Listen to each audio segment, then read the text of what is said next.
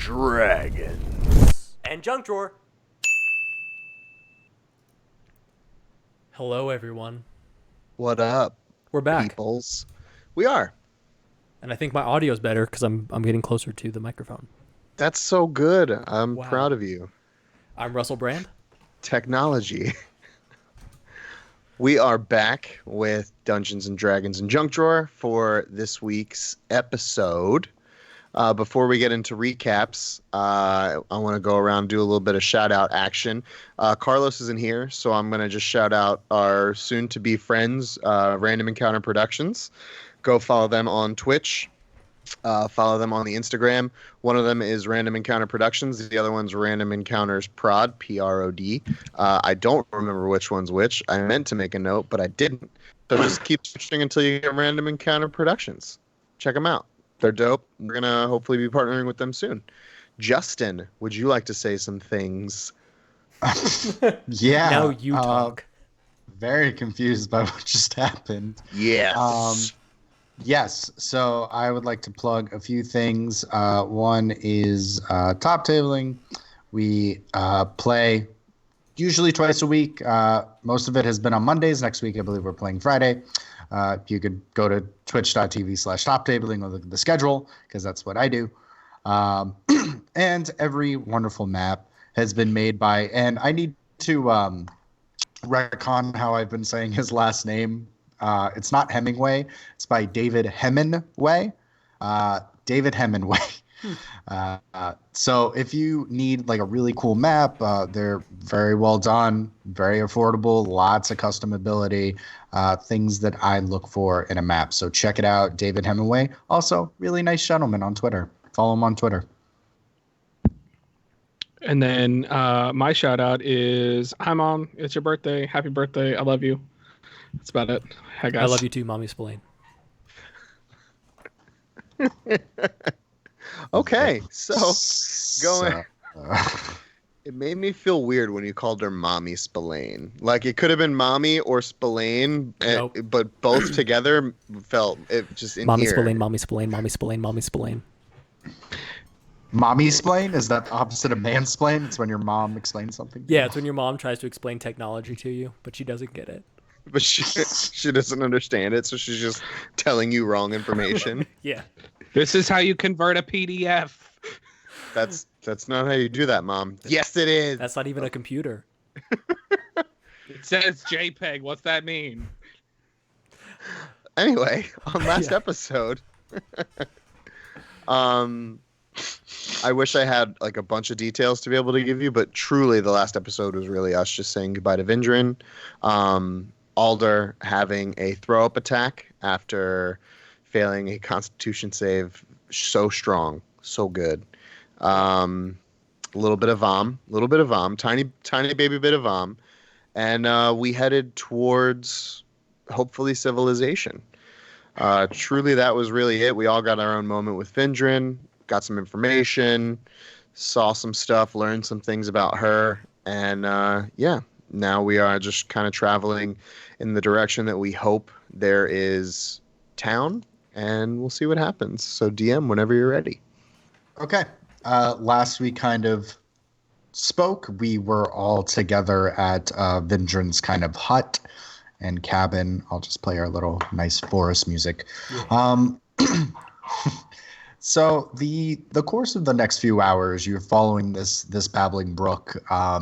Thokk is kind of sticking to the back as he is trying to kind of chart out in his mind what his next moves are going to be as far as when he gets to the town, what he's going to do.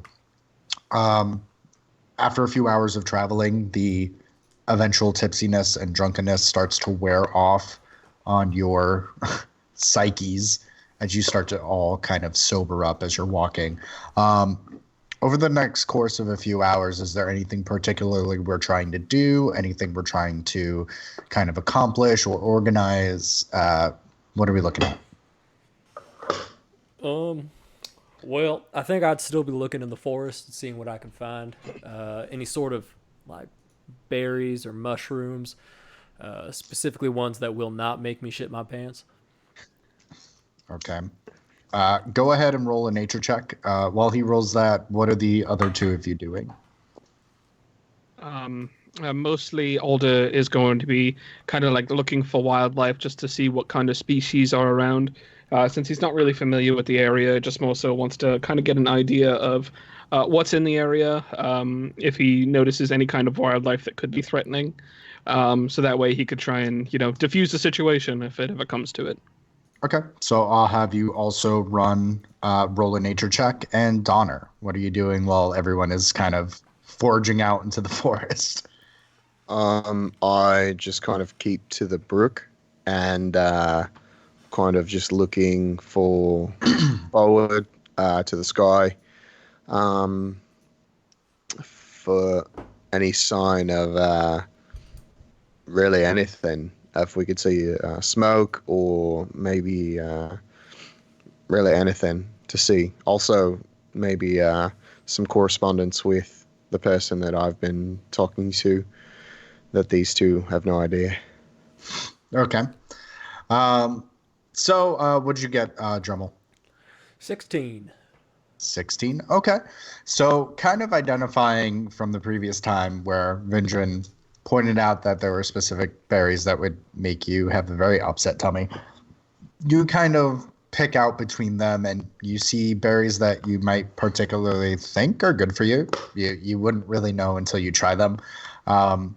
You do have different colors, though. Usually the ones that you found before were these kind of red, like almost cherry red berries that once Vindrin kind of pushed down and mushed down into a syrup, they kind of became this viscous, deep red that it looked like it was very thick and oily. So obviously you know where those poison berries are. So the ones that you collected are different kinds of deep blues and occasional greens, anything that's not red, unless you're particularly looking for that. No, I wanted edible stuff. Maybe try to see if I can make a similar wine that she did. Mm-hmm. What about the mushrooms? The mushrooms, you're able to find a few different kind of mushrooms, kind of white, red and white capped ones. The occasional brown mushroom, kind of like a large, almost like a portobello. You see a couple of edible fungi. You might be able to delve in a little bit deeper if you have Alder look at it, but you have quite a few. Cool. And then Alder, what did you get on your check? It was almost a natural one, but then it turned at the last second, so I got a 13. A 13. So, I mean, it's the wildlife here is not too uncommon from your forest, maybe different species of different kinds of very small avian creatures. You might see the occasional cardinal or robin, different kinds of rodent like squirrel, chipmunk, but nothing too aggressive in the past couple of hours as you've been driving or walking. Very good. Okay. So as you guys kind of collect your things, and we'll move for the sake of brevity to more towards the evening. It takes you a few hours of walking. Thokk is very quiet for most of the day. It seems like he's kind of back and forth. He'll occasionally send a message to Sue to see how she's doing, and he stops while he's walking, and it looks like he's getting scolded as he tries to send another message out. Eventually, you're able to kind of set up camp. Let me just lower this a little bit. I have a new forest sound for nighttime. All right. Top tabling or tabletop audio has been doing our audio as well, which is very fun.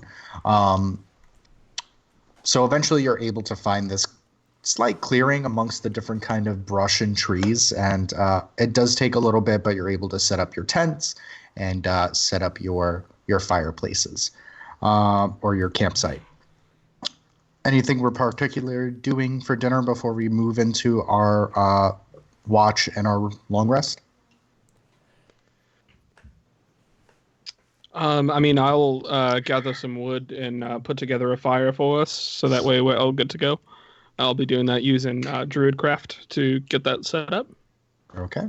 So Alder's building the fire. What you two doing, boys? Either before or after he gets the wood, I'd like him to and look at my berries and my twigs and my mushrooms. I want to Okay. see. I Yes. want to see if they're edible. I'm trying to provide for the group. Right. Would that be a survival check? I would say it's nature check, Yeah. so you can see if you can identify. You're not getting much help, bud. Woof. That's The a druid 5. that's bad at nature. A 5. Well, I'm good at survival. Survival's more my thing. They sure look like berries and mushrooms. You can attempt to persuade Drummel to know that you know what you're talking about.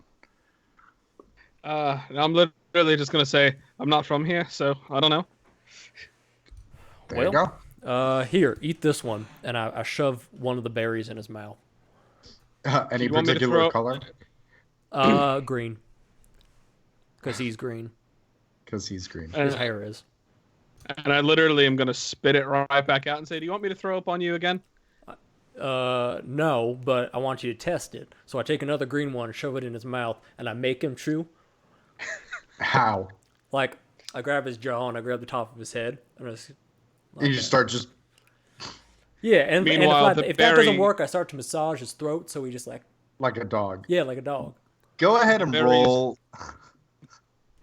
roll some strength checks to see if you can attempt to grapple Alder to have him chew like a dog. I'll just Meanwhile, put him in some Thokk peanut is butter. sitting on a log and he's just watching this happen as he sits next to Donner. What'd you get there, Alder? Oh, not amazing. 13. What'd you get, big guy? 4? So Alder starts like thrashing as you're like, shh, shh, shh, shh. And you're like, "Bleh, bleh." And you eventually swallow the berry, and it's very tart. It's very underripe, and we'll see what happens in a few hours. See, Anything was else? that we're so doing? hard? Right. Yeah, it wasn't fucking good. It's an acquired taste. If you go, then acquire it. Go have it yourself. No, I'm not risking it. Thokk is gonna lean over to Donner and goes, "I don't think he thinks it's an acquired taste. It probably didn't taste good." I think this is just some more brotherly banter that we get to witness. Yeah. Wait, they're brothers? I don't know. I just, Oh, yes, brother. Yeah, see, I was waiting for that. I am kind of sitting near Thokk, and when we left Vindrin's, I grabbed 2 hand axes from her area, and I'm just kind of checking to see the sharpness, how they look for use. Hopefully, they're not too dull, or if they are, I want to kind of try and find something to sharpen them up a little bit. Okay. I mean, they're fairly, it looks like they're a little blunt. They haven't, had a lot of TLC within the past couple of years. So you can attempt to find a stone. It takes you a little bit, but you're able to start sharpening as food is getting prepared or the campfire is getting prepared. And you're kind of testing it by, throwing it in the air and seeing how it sticks into the log or, how well it sticks into the dirt, whatever your axe test is. And I'll just kind of, while I'm doing that, I still keep an eye on the sky just to see if anything happens. And I just out loud let the group know, hey, as far as weapons go, I just have these hand axes and a rusty longsword. So if we could upgrade this at some point, I think I'd be a little better suited for something a little meatier and not rusted. Just by the by. Yeah, that can be the first thing we look for in town. Once I we get mean- money. No, That we part don't need right money. there. What? I was saying, yeah, that part right there. We need money to be able to get that. I mean, we could also barter service. We could do some more jobs for some people. Maybe. Of course.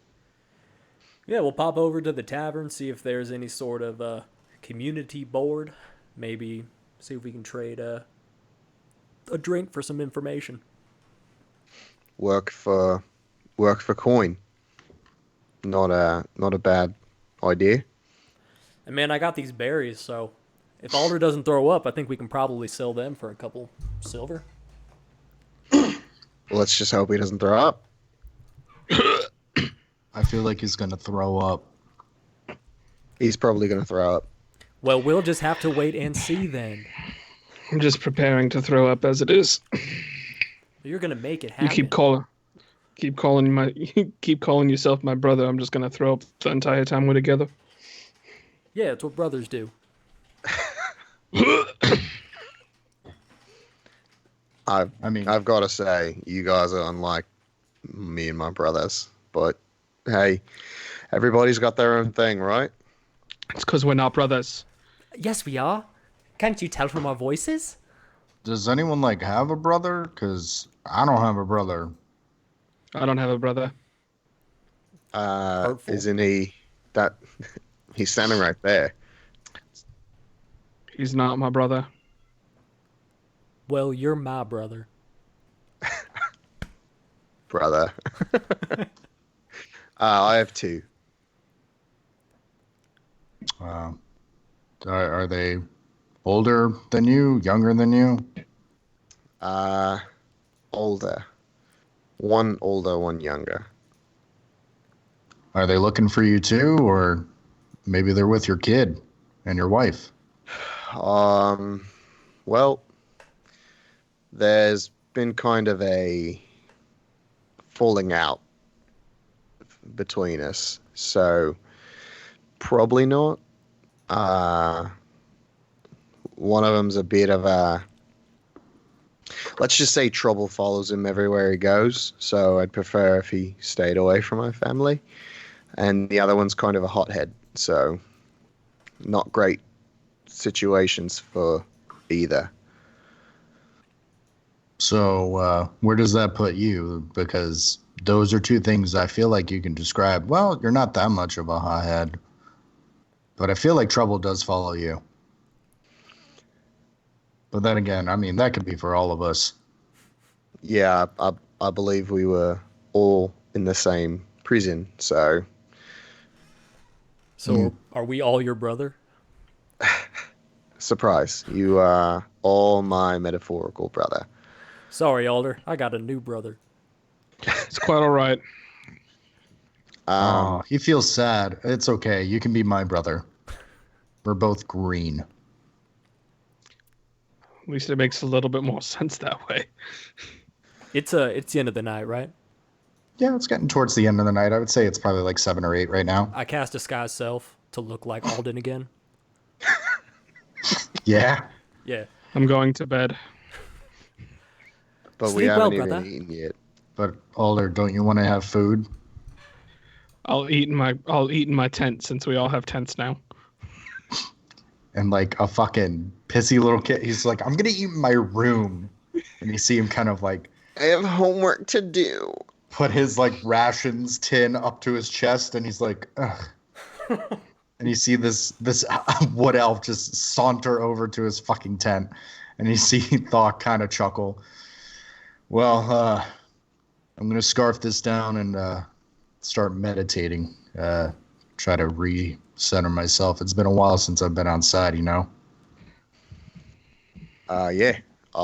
I was in the jail longer than everybody, so trust me, outside is a good place to be right now. Yeah. Wake me up for watch. I mean, unless Alder's like doing it, then don't wake me. Fair. Cool. All right. And you see him, and he gets up, and he has his plate, and you kind of see him walk over to his tent as the flaps close, and it's now just Dremel and Donner. I wouldn't imagine you want to try a berry. I'd prefer not. I'd also like to not have you force feed me one, so please don't do that. Yeah, something tells me I couldn't overpower you as simply as I did my brother. I mean, stranger things have happened, my friend. Stranger things. Uh, you didn't mention if you had any family before the incident. If if he has a drink, he drinks it like I just did there. I had a brother. He was in my village. Um, the man in red. He killed my entire village. I don't know if the red was his armor or from the blood, but I think what he did to my brother was worse. See, my brother was the favorite. Kind of always lived in his shadow, and and he started acting weird one day. He was I don't know, saying things that didn't sound like himself. He was turning on friends, me, family, and I don't know. He turned to something dark. I don't have a brother anymore, and that's where I'm gonna leave that. Well, I'd be more than happy to call myself your brother. Thanks, man. And I I reach out my drink to cheers with him. I'll do the same. And look, it's not bad not being the favorite. I wasn't either until I was. My father saw something in me that he didn't in my oldest brother, and it kind of went to his head a little bit, and that kind of forced the split. So, you know, you're only the favorite until you're not, and that's just kind of how life goes. And there are worse things to be than second favorite.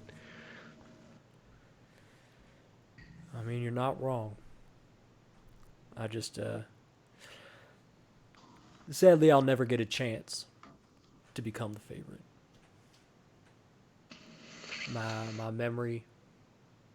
My memory of them is all I have. But it's okay. I'm not. They didn't hate me. Didn't treat me bad.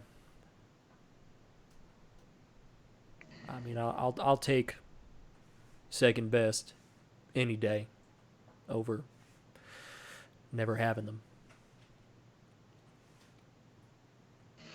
You are very right there, Dremel. It's I'm sorry, Alden. It's Thank you. of course. I uh I completely understand where you're coming from, and just like I said, remember remember the good stuff. Everything else kind of just comes out after time. You know, I've been around what feels like forever, and I try and just remember the good stuff between my brothers and I. I'm missing a lot of memories in my head, but I think once I can shake the cobwebs loose from the prison, I'll be able to put some more together. The you mentioned a falling out. Was Yeah, that with both of them? uh, yeah. Unfortunately, um, my youngest brother's kind of a loner, and he's got a big chip on his shoulder. And my oldest brother, like I said, when my father picked me to go in the family business instead of him, um, he didn't take it too well, and kind of caused a falling out. What's if you don't mind, what is the family business? We were hunters. Yeah, I see you got that hunter energy about you. Yeah, I I can hunt sometimes. It's not the best. Hey, I'm not the best, but I just wanted to make my family proud. And when I was a younger man, I also wanted to just fuck everything. And like, if you're the one bringing food home, in your group or tribe or city, that's what the ladies like. So it sounds like you were the best. You're just trying to play humble right now. no, I wasn't the best, but to bring food when nobody has food doesn't matter if it's a squirrel or for lack of a better term, a cow. Not you, but an actual cow. You look like a hero no matter what, and you just have to kind of keep in mind you're not. You're just being a provider, and that's not a heroic thing. It's a necessary thing. You see that squirrel over there? Yes. Think you can get it before I do? I can certainly try. All right. And I throw a hand axe, trying to hit the squirrel.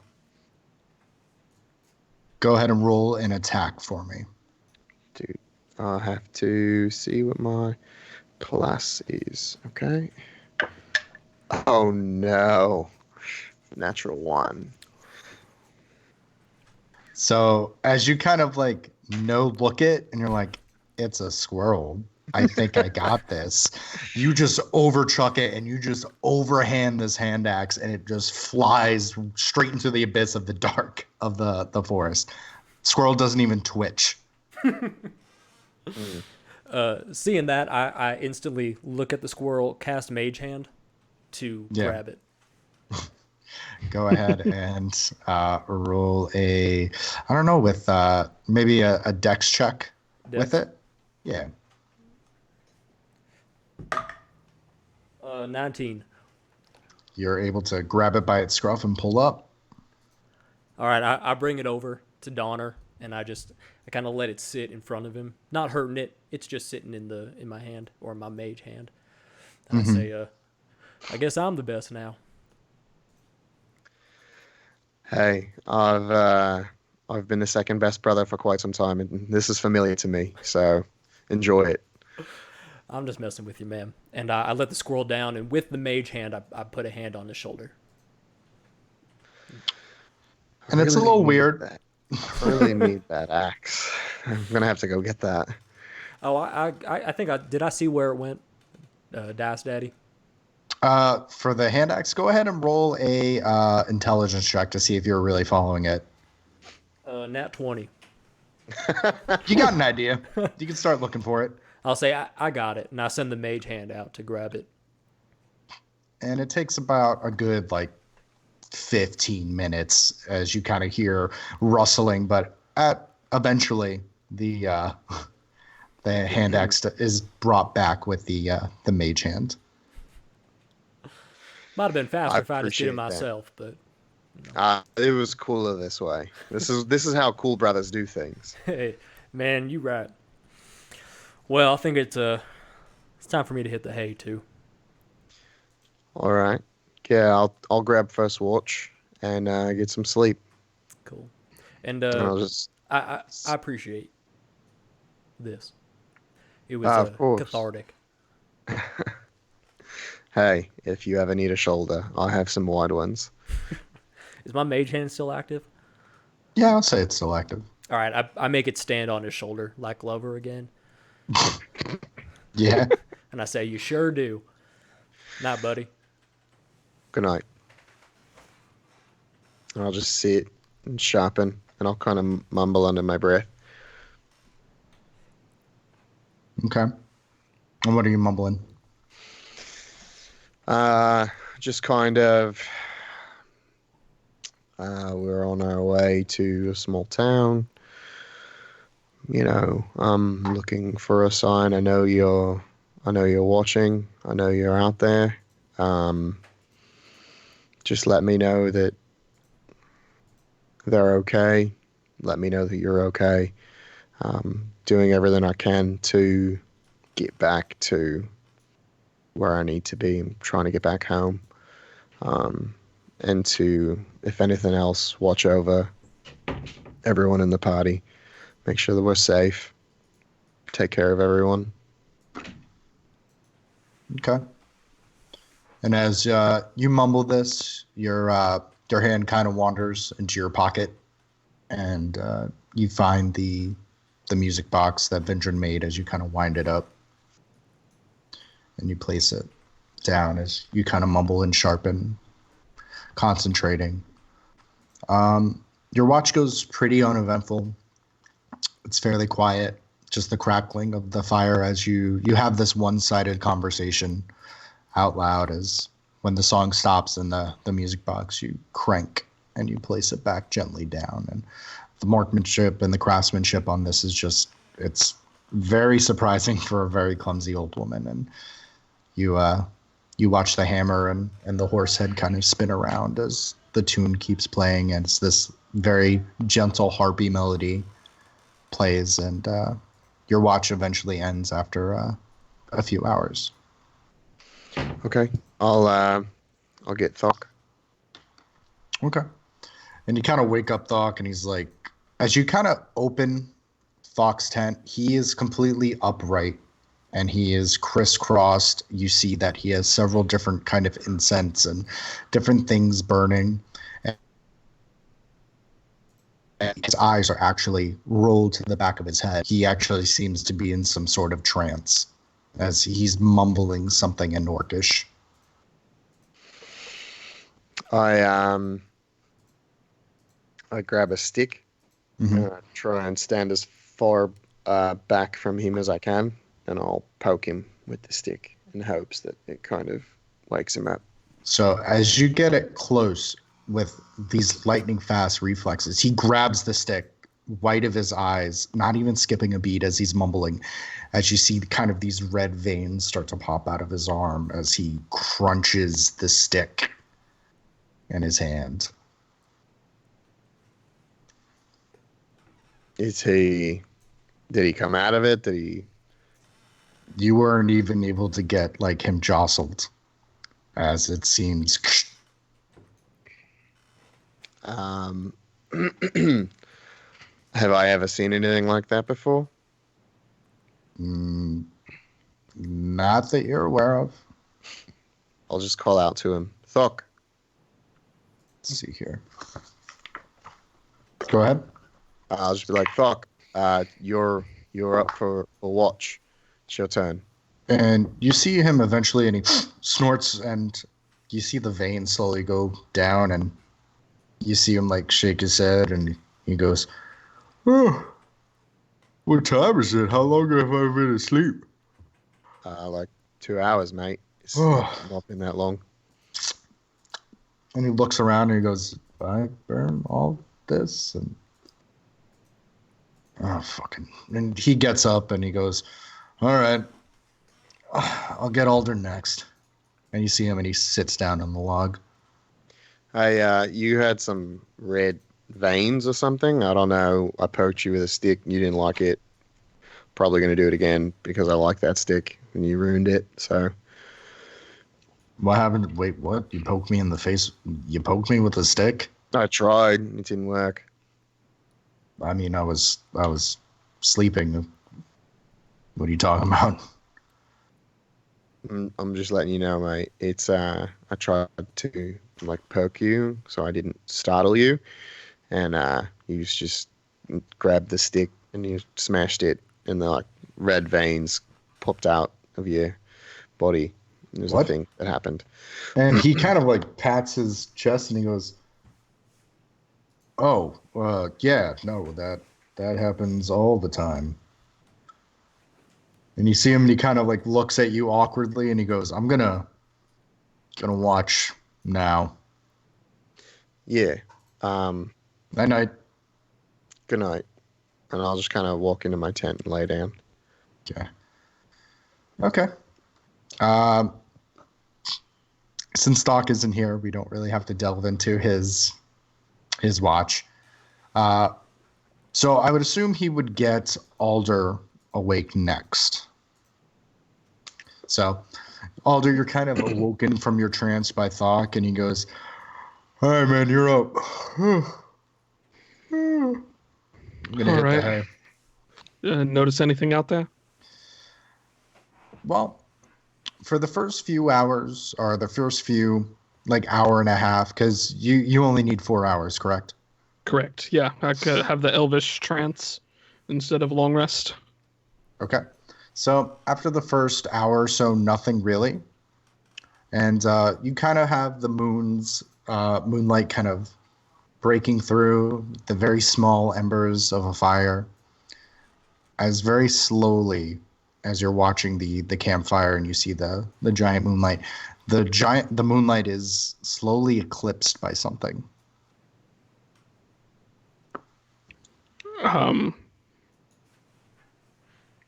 Anything that I'd be familiar with? So it looks to be growing and growing in height as you turn around and you see this massive tower in the distance that's blocking the moon.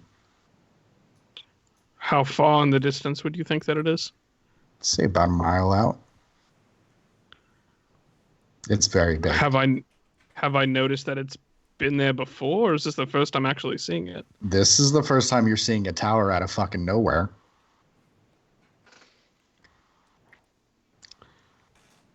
So, like, this tower just kind of grew out of nothing. Correct.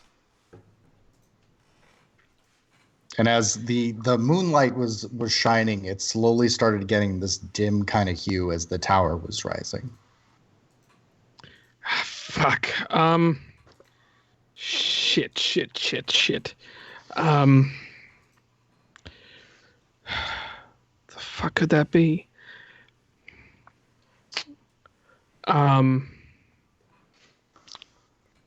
So it's been about an hour since Thokk woke me, you said? About an hour and a half. Okay, so everyone's close to having their full amount of rest. Ah, shit.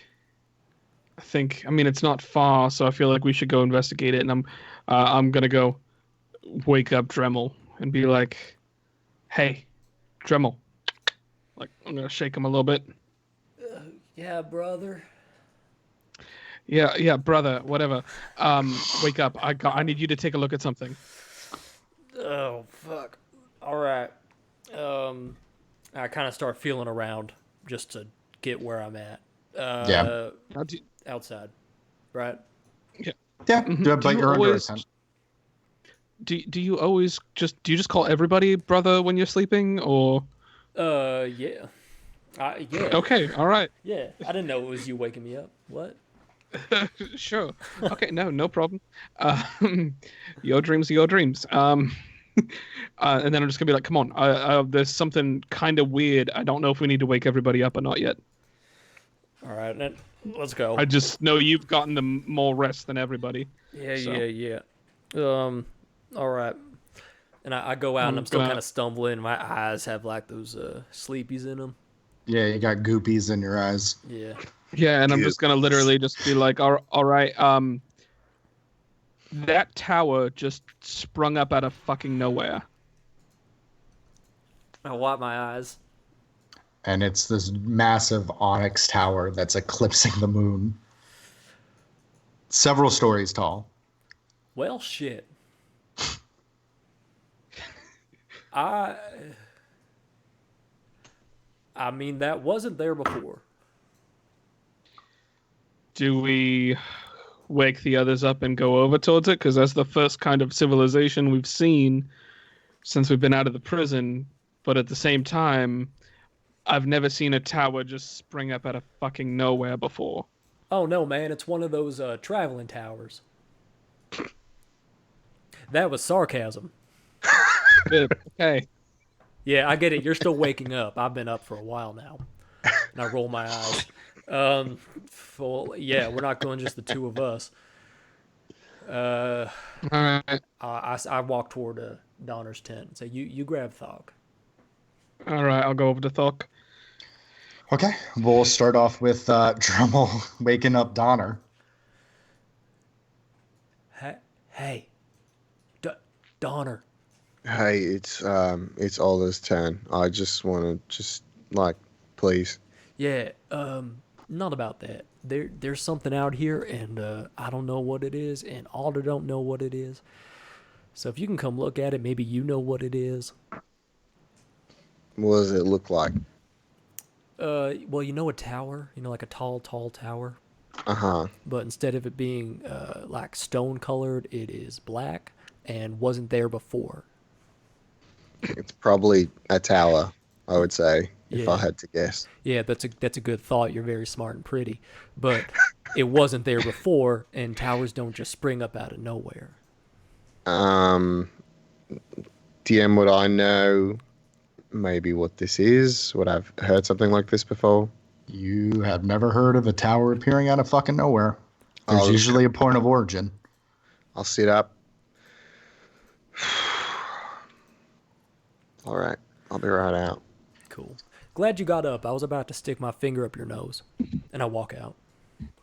It's a very big finger, by the way. Because it's a that? fucking hoof.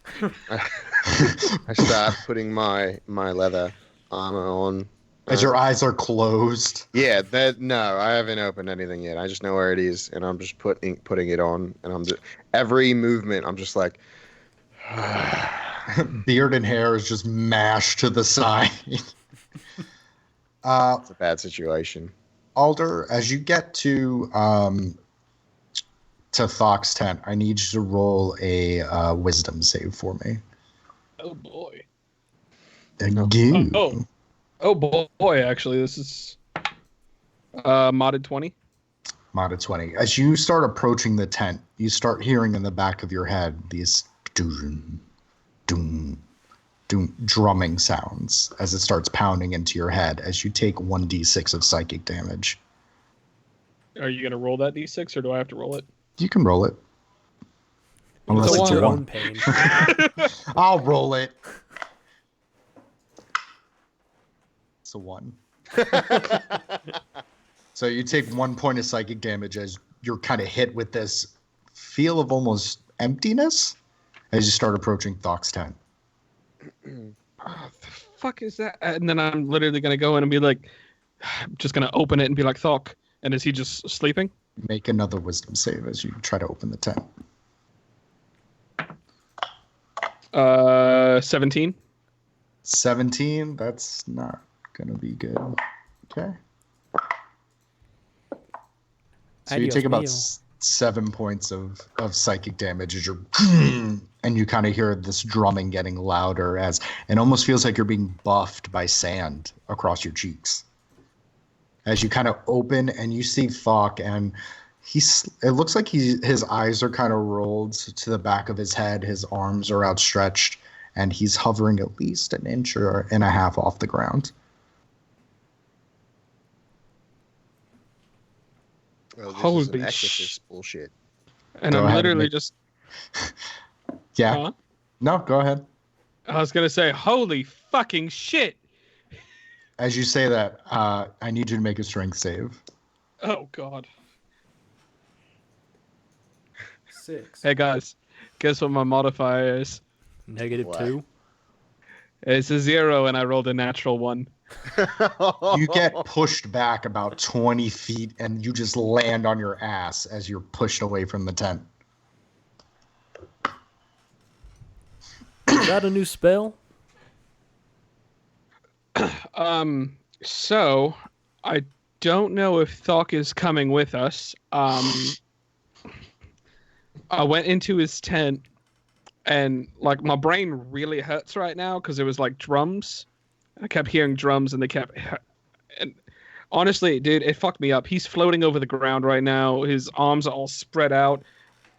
Like I can't even explain it. Did you get into the liquor? Is that what's happened? Do I look like I'm do I look like I'm throwing up right now? I don't think I do. That means that berry's stealing my good. gin? No, I mean, if you want to go ahead and try in there, but like legitimately, that shit just hurt. So, Did you ask for permission before walking in? I did say his name before I walked in, but he didn't answer, so I went in. Yeah, see, that's not permission. Let me try. I walk up to the tent and I stand outside the flaps, kind of facing away to show that I will only come in if I'm invited. And I say, Go ahead and make a wisdom save as you approach the tent. Because he's a person, not a vampire. 17. Okay.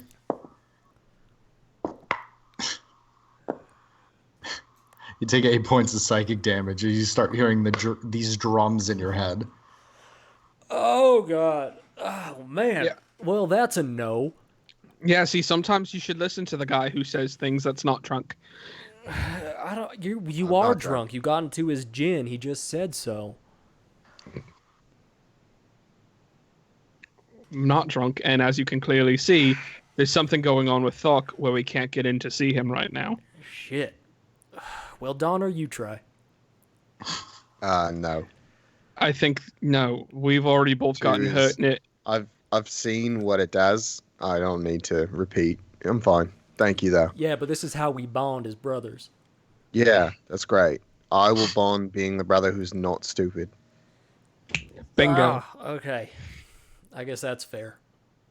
I'm not going to fight with you. I appreciate that. Fuck. So, Alder and Dremel, you both have very bad migraines right now. Okay. What are we doing? Well, Is this obviously this is really? I'm not fully rested. I'm kind of groggy. Just so everybody knows, I just want to throw that out there. I took first watch and kind of tired. Yeah, but you're the smart one, so you don't need the sleep. I don't think that's how that works, but we'll go with it. Yeah, I'm surprised you don't know that smart one. And Donner, as you're having this interaction, you haven't really gotten a chance to turn around to look at this tower. You're like, yeah, I bet it's not even. And you just see this massive story by story tower that's completely eclipsing the moon. And the moon is very high up in the air. This is, it's almost close to being at its peak point. That Very is ominous. That's a big tower. well, I mean, we wouldn't wake you up for just a mini tower. I appreciate that, I suppose. I guess we have to go towards it, unfortunately. Yeah, I guess so. Do we have a choice? I mean, we could stay here. We could, but maybe there's some answers in there with Thokk. Yeah, because, I mean, it's either stay here and protect Thokk and just apparently don't go near him, or go see what that is, because who knows, maybe that's something that's affecting Thokk. Seems to me like Thokk doesn't need any of our protection at the moment. I think he's all right, but I'm going to have Aya stay by the camp. Just have her stay in the tent, let her get her rest, because she's not like me. She's a bird. She is a bird. That is correct. That was nothing gets by you. That was to the DM, not to you guys. You Nope, I heard it. You said it to me. Is she a guard? She is a bird. Oh, she's sleeping. She needs to get fucking rest. All right, I'm just checking. I don't want her to take psychic damage. Or maybe I do. Oh, she's not going into his tent. She's got fuck my that tent. bird. No, that's so wrong. Why would you D&D, even where say your, that? Why would you where even your think that? comrades try and kill your pets. I mean, that's the way you want it, right? Yeah. Ooh-wee. I DM, while we're walking towards this tower, because I assume that's what we're doing now. Yeah. I'm trying to focus and find that that power that I've been missing recently, and am hoping to be able to use it if the circumstances call for it. Okay. Well, we'll get to it if it happens. Yeah. So you're kind of like limbering up as you all kind of approach this tower. As you get closer and closer, it looks like the first story on the top. It looks like there are different like lit sconces. It's in this very large clearing. It's like a chunk of the forest has actually been lifted up and then move to the side to make way for this giant tower. The stone seems to be carved out of almost onyx, as it seems that there is a very handsome looking door made out of this onyx, and on both door frames and on the front of the doors is this sigil that it looks like it's a upright flaming sword on a shield. Pat knows what this is, and he is upset. Would Dremel know what that is? Would Donna know what that is? Donner would not. Dremel, you can make a religion check at disadvantage. Would Alder know what this is? Oh, Did you go to religion school? Apparently, he didn't go to nature school. I learned religion from the forest. No, you wouldn't know what this is. Ma'am, What'd you get? I got a 13, but the other one was a nat 20. So you kind of look at the doors and you're like, I think this is like Nubian. No, not Nubian. That's different. New God. So the only thing you can think of is it's newer God. New? There's new gods. Well, that's if he's sharing that. Oh, sorry. Oh, Never yeah. mind. Yeah, this is one of them new gods. Not the old gods, but the new. There's new gods. Yeah, like this one. Like, how new? Like, last 50 years? Or like... Nah, just like not ancient, you know? I'm going to call him Flame Sword. That's a good name. That's a good name. It's very powerful. Gonna put that right on the fridge. What's a fridge? I don't know. Something he's working on. You wouldn't understand. It's a brother thing. Yikes. It's an invention. I'm rolling artificer. Roll 3d6. Roll 3d6. So, yes, there are these two very wide doors. I knock. And as you kind of bang the door is very gently open, as it is very dark and mysterious inside. It's not at all weird. I cast Dancing Lights. As you kind of go and cast Dancing Lights, you kind of see these three orbs kind of bob and weave in this darkness, as it doesn't look like it's reflecting any light as the doors are open. Those are my orbs, right? Yeah. Okay. Just making sure. No Bahir eyes here. Good. Maybe. Does anyone have a shield? Or Yeah. I do. I would touch Dremel's shield and cast light. Mm-hmm. And you kind of see this giant light emits from it. It almost blinds you guys temporarily as you're all kind of standing at the front of this door. All right. I think this means we can go in, but I'm not 100% sure. So let's give it a shot. All right. I cast Mage Hand, and I say, Glover, watch our backs. Thumbs up. So he floats behind us, arms crossed. Yeah, thumb and pinky crossed. So Yeah. as the three of you kind of come in, the doors behind you close, and it looks like it actually seals into a solid wall as your dancing lights and your shield are kind of emitting in this very almost dark black room. Damn it, Glover. I told you to watch. And Glover's like shrugs. Well, I This guess we're going. feels like a one-way trip at the moment. Yep. Yeah. And then I'm just going to sit there and I'm just going to be like, didn't even get to say bye to Aya. Great. Now I'm going to die. As you're saying that, you see that the light slowly finds itself upon, it seems almost like a little clay pot. It's very ordinary. It doesn't even look like it's glazed or painted. And you see flickering in the middle of it a very dim light.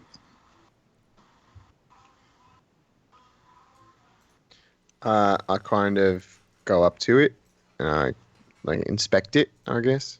So you kind of look it over, and as you get closer, the flame gets bigger and bigger until finally it erupts in this giant flame of a fire. It almost engulfs the entire room as you hear a very booming and powerful female voice. Behold, I am Amaterasu,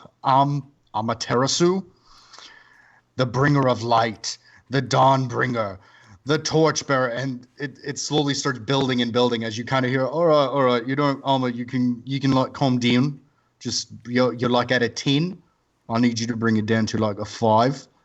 And you kind of see this giant, massive fire slowly kind of diminish into this very, I would say, it kind of becomes a form of, you would assume, a female, maybe almost like a fire ganassi, but it's completely made out of flame and has this very long kind of torched hair and these very fiery eyes, and it seems to be made of fire, but it has a female form. No clothing, but no kind of discernible features of any kind of almost like a Barbie doll. As you see this this woman, and she kind of looks like, do you have to ruin like all the fun, like every single thing, every time I try to have fun? And you kind of hear this voice in the back of the rooms like, yeah, I mean, we're not trying to like scare them. You're coming out here, you're getting all aggressive. We don't, we're not trying to be aggressive. And you kind of hear this clumping, and you kind of hear, hey man, hey, what's going on, guys? As this very massive 6'8" half-orc appears. He has this kind of olive gray skin. He's in this battle armor that has the upright flame sword. He has this kind of Caesar cut, very short hair on the top, but it looks like it's faded around the back. He holds this giant, it looks like a Cloud from Final Fantasy sword kind of on his shoulder. Massive. It's got to at least be almost the size of him and almost as thick. Just shredded, and he just kind of has this sheepish, expression on his face. He's like, "Hey, sorry, Alma." She gets kind of like excited when we get visitors. We don't get visitors often. Can I get you anything like a snack? Like, do we have snacks? I feel like we have snacks. And you kind of see this half-orc put his sword down. He's like, do you have any like dietary restriction? I'll just bring everything. I'll bring it. Elmer, what? I'll bring him everything. And you see this half-orc kind of like move back to the other side of the room as you're all standing there with this fire woman. So the orc's not like made of fire, right? The orc's not made of fire. The woman is. Okay. I lean over to Dremel and I just say, I like this guy. Yeah, he's bringing us snacks. Hi, fire lady. You have a name, or Didn't I said it when you kind of came up. It's Amaterasu. Amaterasu. do you go by anything shorter than that, or? Ama's fine. Okay. Hi, Amma. I'm Donna. I would shake your hand, but I feel like I would, burn it off. Yeah, you're made of fire, so it's Very probably perceptive. Very perceptive. likely. I would assume. I'm Yes. Dremel, We Hello, call him ice Dremel. cream sometimes. and this is Glover. And Glover's like, Oh and, no. You see Alma, and Alma's like, oh, huh. Glover's very cute. And who? And you see her lock eyes with you immediately. All there, she goes, and who's this? And you kind of see her twirl the kind of fire hair as she's like, what else? Oh God, we haven't. Oh, there hasn't been a ward off in a while. And she's just eyeing you up and down. I'm older, and where are we? Oh, I didn't hear anything after I'm older. Okay. I mean, that was Amma, like half of what he said. There was another part. Blondie, Yeah, cute one's talking. What I'm was sorry? that? Where are we? Oh, you are in the tower, and you hear this booming voice, the Tower of Tempest. I'm sorry, I brought not everything, and you see this half orc, and he comes out, and he has different loaves of bread and like blocks of cheese and grapes and different kind of fruits, and he's like, I feel like you shouldn't have like a full tummy, but yeah, no, I gotta get like a table. I'm gonna get a table, and you see him, and he leaves. And you see Alma, and she kind of rolls his eyes. It's been a while since we've gotten visitors. Amma, I know that for some reason I'm not the cute one, but You've looked at yourself, right? and then you've looked at him. I know what I am. I look at him all the time. It's not great, to be honest. Mm-hmm. To be fair, you could still use a bath, but go on. I could use like 3 to be, if we're being honest with each other. Just live in water. That sounds no, because then I get all pruny and like it's not a great I feel like it'd be an improvement. No. As you hear this interaction, you kind of hear this table scraping across this stone floor as you see this half orc, and he kind of has one leg up and it's hooked on the other side of the table as he's hopping, and he hasn't thought to put the food down and then bring the table. He's like, yeah, no, I'm just trying. I'm going to go help him. Yeah, oh no, oh, that's really not. Okay, all right. No, this is like a bit of the teamwork. And you see him, and he puts the food down. No, I appreciate what you're doing there, Broseph. See, I took the word bro, and I put it with Joseph. Broseph. As you guys kind of drag this table down. And he goes, all right, yeah. Yeah, like I said, maybe not fill up on the sweets or the time. Like, this would be good, like, food after the workout. I'm sorry. Just hi, Dana. That's me. Oh, yeah. No, I'm Kitra Larrickson. Okay. And you see him, and he grabs your forearm, and it just, this giant ham just envelops almost your full forearm. Okay, Kitra. First of all, I just want to get this out of the way. I like the way you talk. You know, I like kind of hard to, it's kind of hard to understand, but like, your accent's a little funky. Like, I'd be like, hey, go park the cart, and you'd be like, hey, go park the cart, and that's just ridiculous. Yeah, I don't like it at all, but I respect it, and that's what I wanted you to know. No, I appreciate that. We don't get much of this dialect. I lean to Alder and I say, "They sound the goddamn same." No, I'm not the only one hearing this. No. And as you're saying this very hot flame comes next to you, Alder, and goes, "Yeah, now there's 2 of them." And okay, all right. Are you ever not on fire? I have a question for you. Are you spoken for? No. Okay, got a shot. And you see her, and she goes, and the answer is, I'm always hot. As she kind of shows around, and he's like, and Ketra kind of goes, you're supposed to be like we're supposed to be bonded until I die. Like, what is what? And she goes, you know how I feel about elves? Yeah, I know how you feel about elves. I don't have to hear it all the time. Like, oh, I wish you were an elf, Ketra. I can't help that. It makes me feel bad. Did you say something about workout? Oh, yeah. Yeah. No, you happens every once a couple of weeks, months. Usually we're like in the middle of the desert, or we get like under the ocean like a lot. Like it just kind of randomly pops up, every few weeks or every month. I don't remember what the full constellation. And Alma's like, it's whenever the blood moon rises, the tower will rise. And challengers may enter and accept the test of Tempest, and therefore they can win prizes and so on and so forth and be put into the Hall of Fame. And Ketra's like, there's a Hall of Fame, I forgot. Yeah, no, do you guys want to see the Hall of Fame? Come on. Yes. Yeah. And you see him, and he puts these giant arms around all 3 of you. He's like, all right, so I got your name. What is your name, giant cow person? Dremel. Good to meet you. Is that, I like it. That's a good name. And then you, Elfman.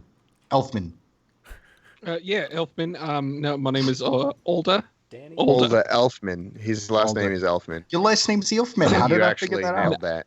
You hear that, Emma? It's actually not Elfman. Just no, so you it's know, Elfmin. Amma. Elfmin. Yeah, no, that's what I said, Elfman. Yeah, Elfmin. No, Elfmin. Elfman. Yeah. Yeah. but like better. Actually- But it's fine. It's actually Linden, but anyways, go on. Okay. It's Elfman Linden. That's a very long last name, but it's nice. It's a good name. Progressive. So this is the this is the Wall of Fame. These are people who have been able to best different kind of like levels in the tower here. No one's ever been able to get to the top of the tower. I did almost once, but then I got torn apart and like in half. Not fun, but you know, the experience lives with you for a long time. And you see him and he kind of trails off, and you see like this 100-yard stare. How are you here now? Oh yeah. So I am the torchbearer of Tempest.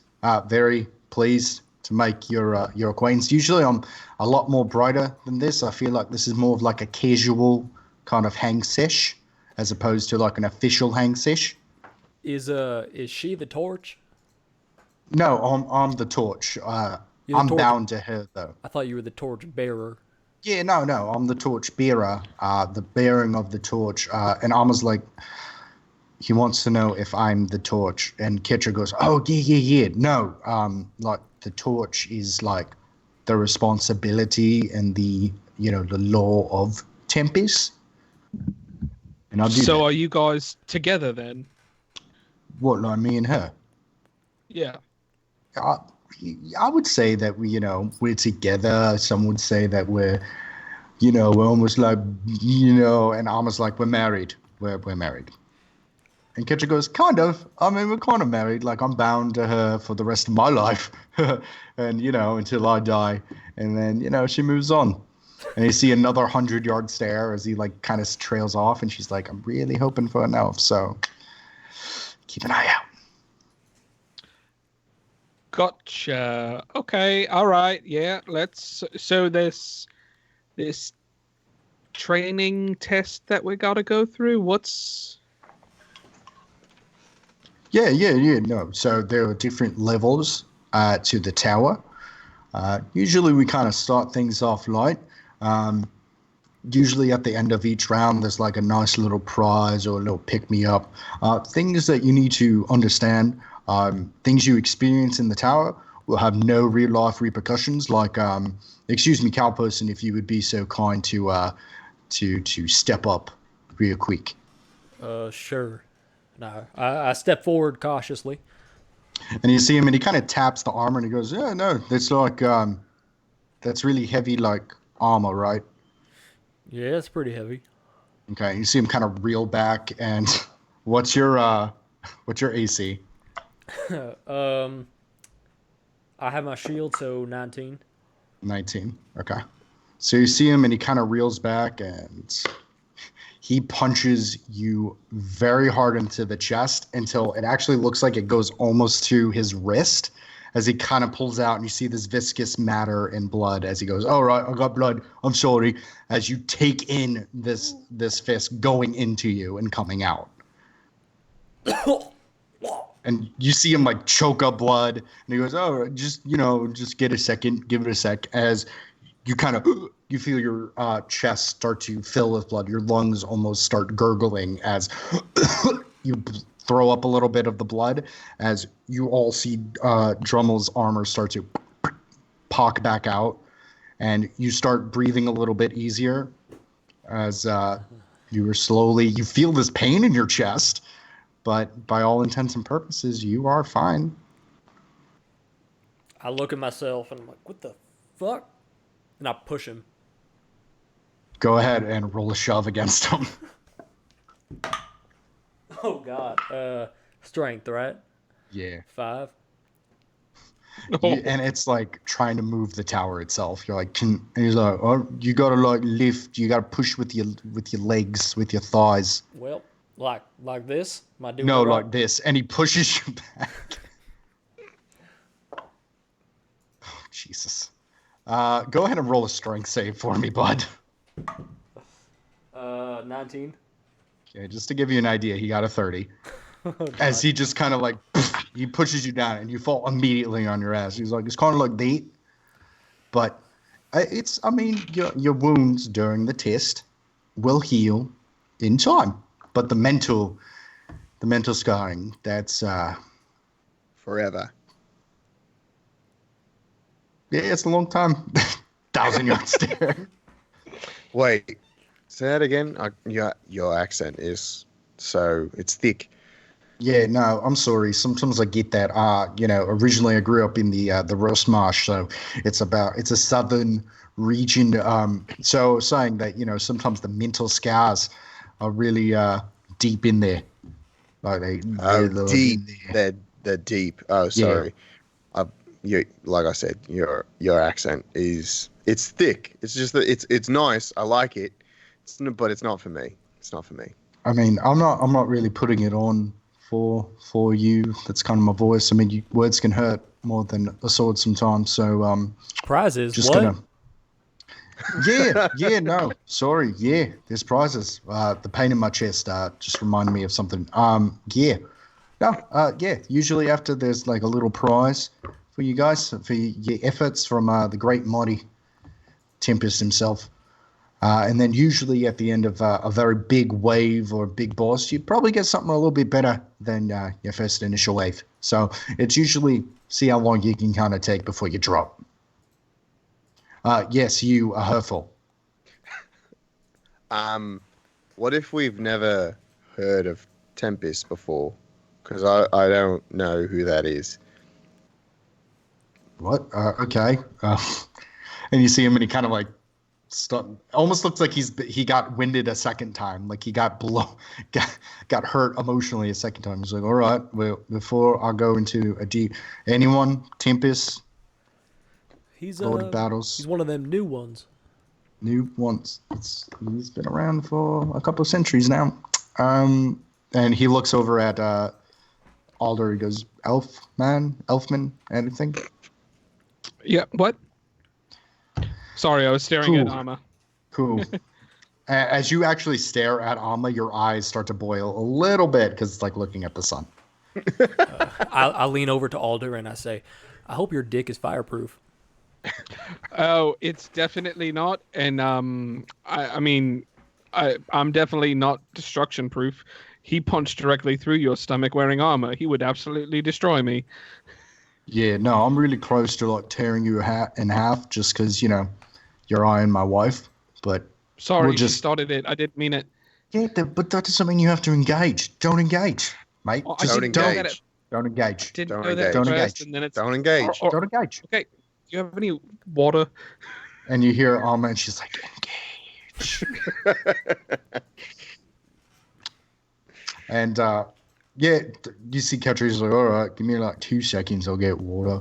And you see him and he just disappears into the shadows and he just comes back and you see this very big pitcher in this very big glass. He's like, all right, don't get a tummy ache. Don't drink it too fast. I don't want you to get like, sick.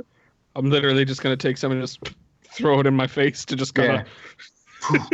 You're like, huh. Your face is just flushed. You've never seen Alder flustered from... You've seen him flustered, but not flustered in this regard.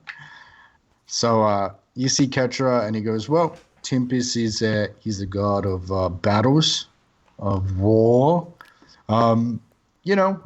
Definitely a newer god, as, the other gods kind of split, and their power split from, Io, Ao.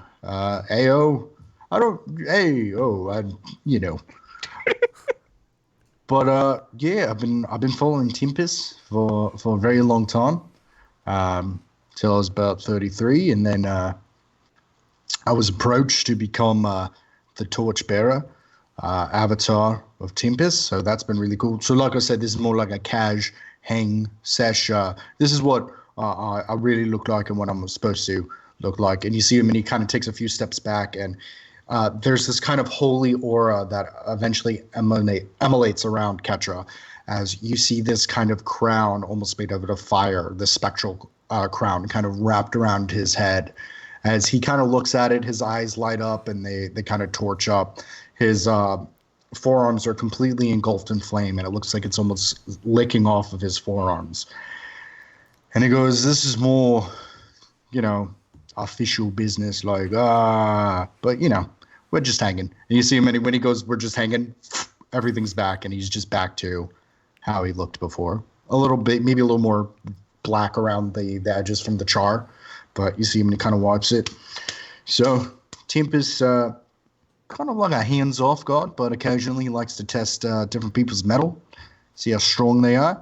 Other people of other worshippers of faith just, want to see what the competition is out there. And, he understands that war is, heck, we could swear around here, we're boys. And, Did you say heck? Yeah, I said heck. That's not a swear. It is a swear, relax. It's not a swear. All right, why are you getting worked up? You don't want to, you're in my house. It's a swear. Yeah, shut the heck up, Donner. Oh, Wow. see, Dremel gets it. Yeah. Fuck. Okay. Language, relax. There's no use for potty mouth. All right. Well, we're just boys. We're just hanging out. Yeah, but you got to know how to have fun, and Who? I don't think you know how. See, Dremel gets it. So, Tempest likes to, reward you for your efforts. So, are we ready to perhaps go into the first round, the first fight, if you will? Do you have everything? Yeah. you have an axe that I could use, or something bigger than this rusty ass sword? Like something I could borrow, or? And he kind of looks at it and goes, I mean, it looks like it's all right now. You know what? Yeah, but Do the first fight. I'll see what I can get. I'll just see what I can get. Okay, let's. Are you guys ready? Or Yeah, 1 second. And I walk back to the table and I grab some of the food. Yeah. And I say, yeah, okay, let's go. Alder? Yeah, I don't think we got much of a choice. Let's go. Did any of you eat the food? I mean, I I have did it not. in my Okay. I have arms. not eaten. I'll eat it on the way. I had some water.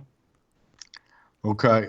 So if you have difficulty with interdimensional teleportation, this might hurt your tum-tum. Just, it's going to be fun. Ooh. And you see him, and he kind of breathes in. He grabs a sword, and he's like, all right, beam up. And I need you all to make con saves as you're shifted. Oh, 3. 3, 6. 24. 24. Well, makes sense. So as the three of you are ripped literally out of this existence and plane, and you're literally shoved into another one, Alder and Dremel, you do not do well with this interdimensional travel. It's almost like your very essence and soul is being ripped from your body and then being rematerialized. Donner, it feels very off and very weird, but you're able to kind of level yourself and kind of grit. As we will move on to here. Sorry. See if my new song's playing. So you all appear on this massive kind of platform. It's fairly large. It's carved more out of this onyx as this great heat is emanating from the bottom. And as you get closer, you kind of see that it's just on this giant magma fire tar pit. As you kind of see Catcher in the middle, and he goes, all right, so this is the first wave. I mean, it shouldn't be too crazy. I feel like you guys are all very well and capable. Yeah, I mean, this is gonna be tons of fun. So I'm very excited. I'm gonna be sitting over there. I have a chair, and Amma is gonna be there as well. So yeah, if you need help, just be like, hey, Catcher, I need help. And then I won't help, but maybe I'll give you like a tip. Usually the tips don't to get, stabbed or punched in the face. So it's a good tip. Appreciate. Yeah, it sounds great. I'm super excited for that. Yeah, it's whatever. And so as everything kind of shifts and you're all placed within this temple, Ketcher kind of goes to the side and he's very far off and he's like, all right, so first round, yeah. I don't know if you want to like stretch or we'll just start it up. I try and center myself to see, like I said, if by any chance only to try and do something, I'd be able to make the effort. Question for the DM before we start. If a spell that I get from my staff through the charges is a concentration spell, since it's through the staff, that's still my concentration spell. I can't concentrate on something else, correct? Correct. Okay, I just wanted to check. Then I'm not going to do what I was thinking about doing yet. Because I was going to... Actually, no, I will. To kind of just start things off, I'm going to walk behind Donna, and I'm just going to go ahead and hit him on the backside with my staff, and just be like, "This hopefully this helps a little bit." And I'm going to cast Box Skin on Donna to that bumps your AC up 1. So as he kind of taps you with this, Donner, you kind of feel your joints kind of tense up as you feel this bark start growing over you. And it looks like you have kind of this thicker outer layer of armor. I appreciate that, older Elfman. Linden, get it right. Elfman Linden. Sorry, I forgot that part. This will be the last time you ever get it cast on you.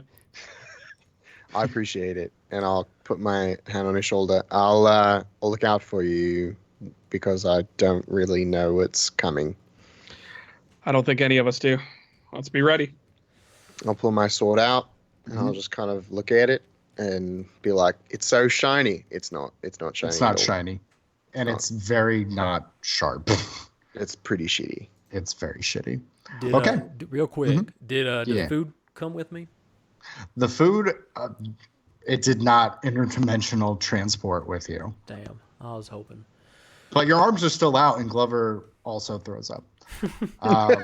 Also, since I got punched and healed, does that mean we were all back at full health? You're at your normal health. Like full health or minus the 7 from before? Yeah. Yeah. That's a great question. You are at full health. Cool. Yay! Because we're gonna need to be. Yeah. Yeah. Okay. You see Kitcher, and he's like, "All right. So first task is the half-fire men."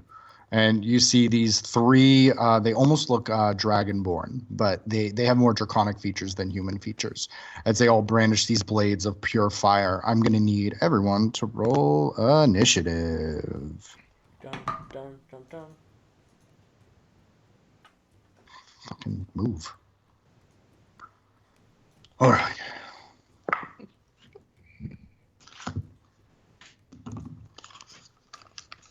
Okay, I'm just rolling for them.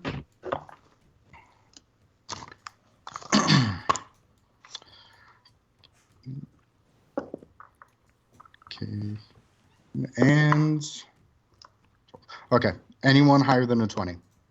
20. Okay, so we have okay, 15 or higher.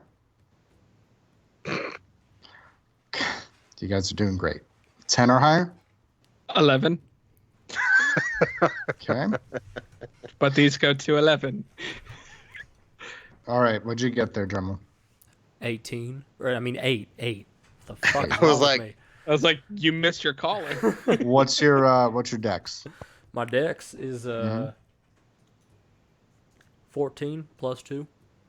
So you have a +2. Okay. So we will start with the first round, as it is it is Red 2's turn. So 1, 2, 3. He's gonna go just straight for it. All right. He's gonna attempt to make an attack with his spear. Am I in attack range? He's keeping his distance. I mean, he's at 10 feet. Okay. He is going to attempt to stab Donner with his spear 3 times. Oh. Okay. First one is a 25. yeah, that's gonna hit. Critted. Sweet. You're doing great, sweetie. And then the last one is a 10. Miss. I helped. It still Okay. would have hit. But yes. Okay, great. Indeed. So first attack is going to be...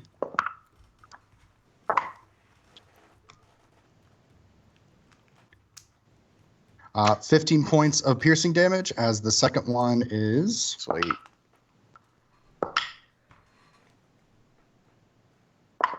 Jeez. And 21 points of piercing damage with the spear, Got it. as he stabs you twice. Okay. And you kind of see this half dragon breathe in as it roars, as you hear Kutcher going, yeah, nah, it's doing good. You're doing good, Fred. Yeah. That's Fred. He makes a really mean bean dip. A beamed dip, if you will. Donner, it's your turn. Being stabbed in the chest does not sit well with me. So I two-hand my longsword and kind of grit my teeth and move forward and just take two big hacks at Fred. Okay. So first one, he is going to attempt to parry. So go ahead and roll your attack roll. That is a 12. 12. So he bats away your sword as you go in for the second attack. Go ahead. That is a natural 19. Natural 19. Natural 19 will hit. Sweet. And that is going to be... Oh, man, it feels like it's been a while since I've gotten to hit stuff. That's an 8.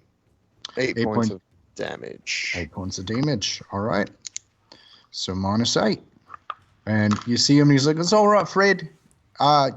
Just come at him next time with your spear, and you'll do better. All right. And, he kind of claps, and Alma's like, you see her, and she's actually shaking her head. Her head's in her hand, as it is now Red 3's turn. So I'm going to yell, fuck you, Fred. All right, language, easy. Heck you, Fred. 15, 20.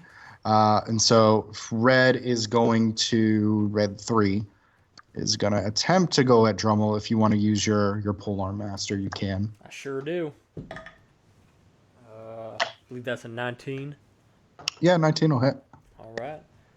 Let me look at this real quick. I think it's just straight damage. Yeah. Cool. That is this one. All right, 4. 4 points of damage? Yep. Okay. He is going to attempt to hit you with his spear 3 times as well. Critted. Okay. Next one was a 10. Miss. Okay, and then the other one is a 21. Hit. Okay, so we'll do the 21 first. 15 points of piercing damage with the first one. All right. And then we have...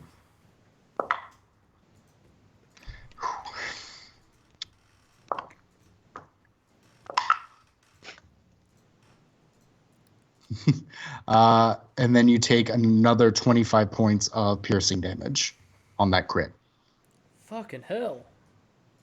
And he goes, all right, just easy with the language, please. Heckin' poop. There you go. All right, let's keep it PG. My lady's present. And Alma's like, shut the fuck up. And he's like, all right, just relax. Alder, it's your turn.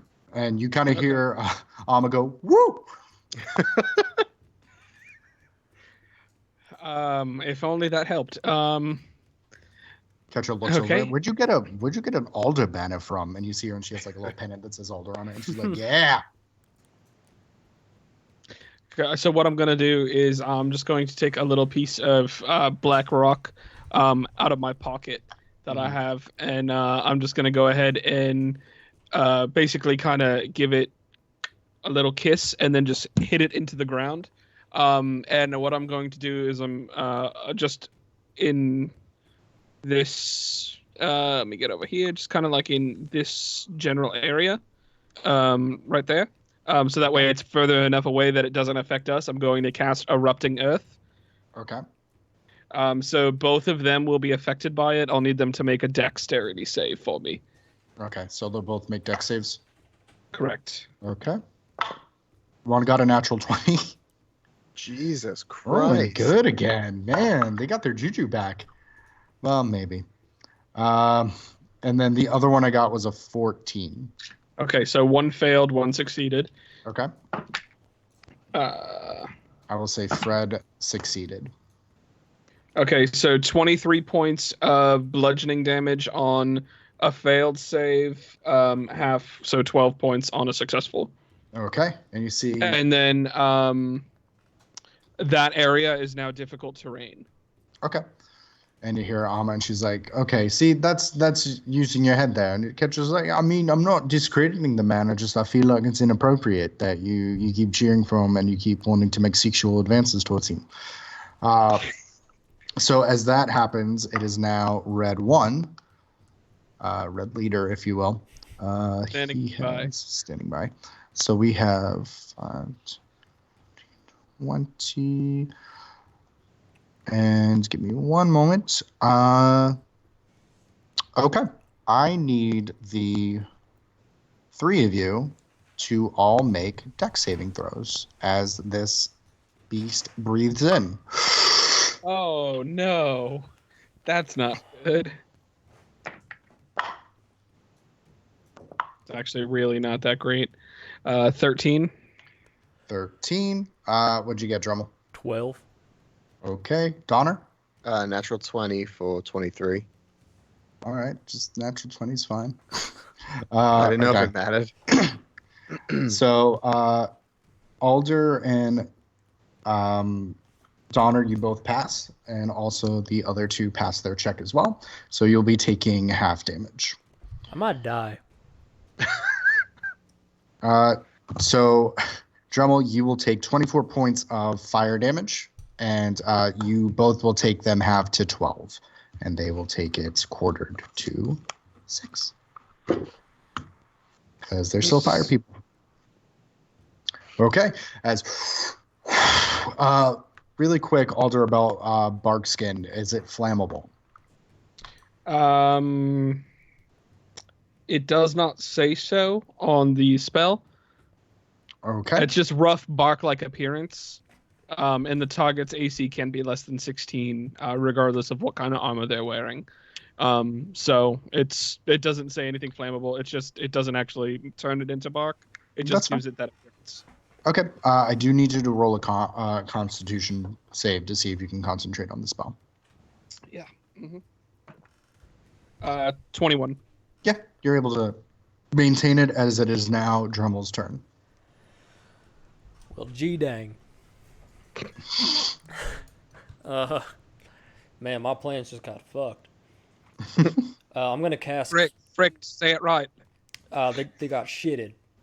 I'm going to cast Cure Wounds at, I guess, 3rd level Okay. on myself. Okay. I'm just going to feel myself up a little bit. See, now he's feeling himself up a bit. That's 3, 8, 11, plus 6, 17, plus 4? Yeah, so 21. Okay, so I'm not quite dead now. No, that's good. But I am going to bonus action Misty Step. Ooh. Just to get the heck out. See, Alma, that's what we call a pro gamer move. 3, 4, 5, 6, 7, 8, 9. I get Donner. Do I get 30 feet or 60 feet? 30. 30? All right. So you're off the platform? Oh, I thought that was just like aesthetic. No, the platform goes up to here. All right, then. And then you also would have to jump. So I say you can get to about here without having to climb a wall. I'd have to jump? Oh, that's a wall. Yeah. All right, then yeah, I'm just going to chill Right. Well, kind of. Is that? Oh, okay. How about that? I'm just joking because it's hot and you're Oh, is it chilling. fire? I don't know how much of it is like aesthetic and how much of it is the real So deal. the magma is fire, Oh shit. Okay, it's a mote and of fire. yeah, Then yeah, I'm just gonna and stand right. this is also a little mini moat of fire, but you can easily hop over it Okay. unless you trip. You know what I'm learning?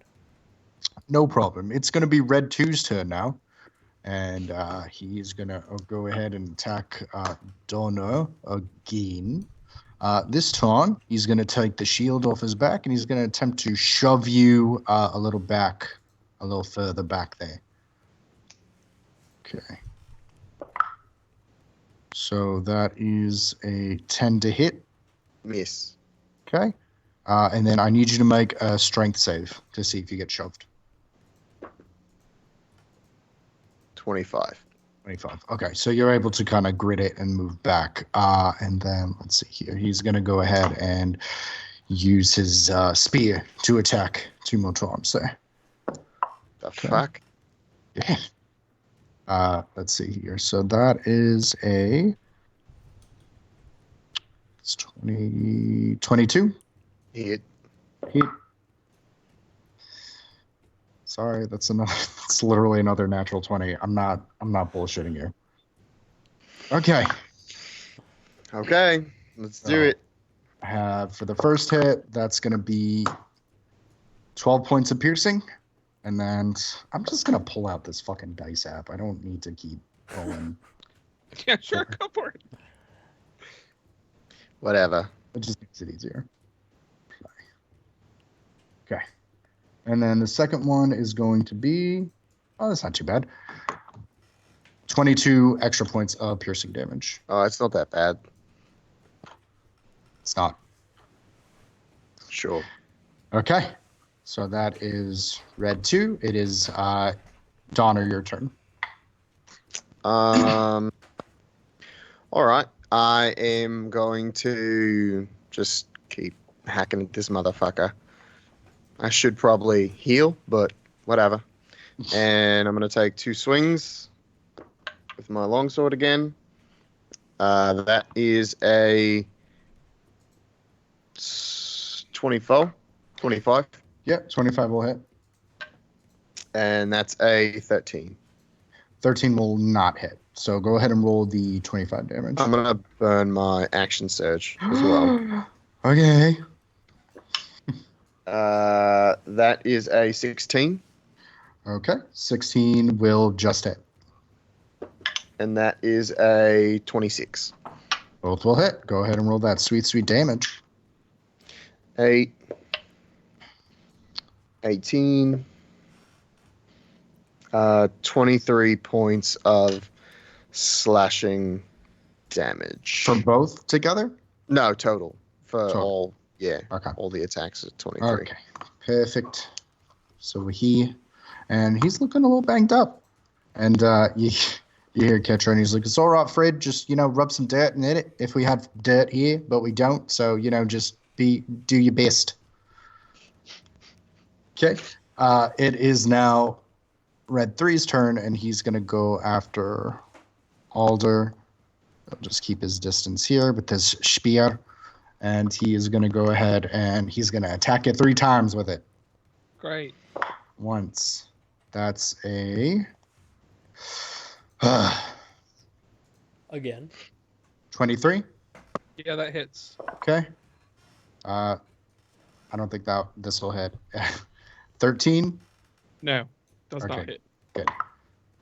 And then this one is a 21. Yeah, that hits. All right, that's not too bad. So the first one's going to be 8 points of piercing damage. 8.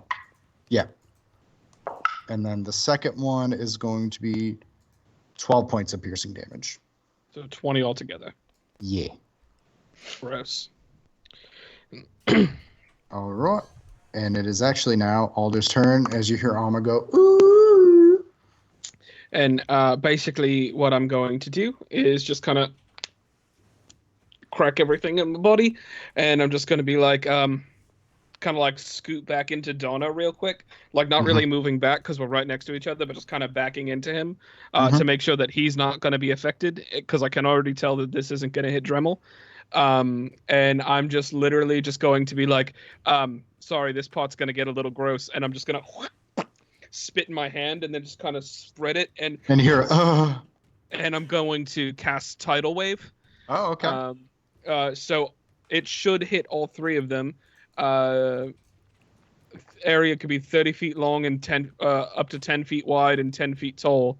So it should hit all of them. They all have to make a dexterity saving throw. Okay. So one got a 9. That's a fail.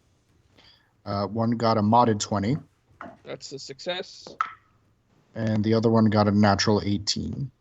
That's a success. So one of them did not get it. And I'm going to just say, for sake of argument, it's Fwed. Fwed. What's up? Okay, so that's 20 points of bludgeoning damage. So failed is 20, half is 10. Okay, it's So 10. the successes. And another 10. Okay, and you hear Ketri's like, it's all right, Fred. Water magically comes out of nowhere all the time. I'm trying to make him feel better, but, he's all wet. And Alma's like, that's kind of two of us. And Ketra's like, that's inappropriate. That's inappropriate. And, Water should be putting the fire out, right? and you see it, like, immediately hit the magma, and it just, you see this actual hot steam come up, that it's almost, you feel it against your skin. It's almost scalding. Okay, I'm still within, since his reach is 10 feet, I'm still within range of him if I wanted to try and move, correct? Yes. Okay, then I guess I will stay put, and yeah. Okay. Is Fred dead? Nah, Fred is not dead. Maybe he did, maybe he didn't. But Fred's fine. He's just looking a little banged up. But right now it's red leader's turn. Leader. Also, just because I want to be honest to the game, he hit me twice, so it's 2 con checks for Barkskin, correct? It is. Thank you for being honest. That one is a 10, so that should be a success. Good. And the second one is cocked. 18, so that should still got you a little extra AC buff there. All right, so Red is going to completely ignore you all, and he's going to go 5, 10, 15, 20, 25, 30. He's going to move in towards Dremel, and we'll see if it recharges. That's Fred? That is not Fred. Oh, that's Red. It's Red 1. Oh, that's Red 1. That's Red Leader? Okay. Yeah, you can ask him his name. Standing by. It's his name. I asked. It did get recharged. Ooh. Do you want to go play craps after this? Yeah, I know. I need to. I think he's playing craps right now. Dremel is. Heck and poop.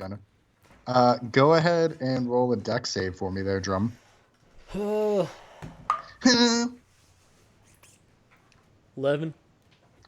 Oh. Buddy. I'm a I guy. can't do it. That's not gonna do it. The save is 13, isn't it? Nah, maybe. You take 15 points of fire damage as Red 1 breathes in and just unleashes. And it's Cone. And you hear Ketri's like, all right, Francis, it's I feel like all the spicy foods is really like paying off. Fuck you, Francis.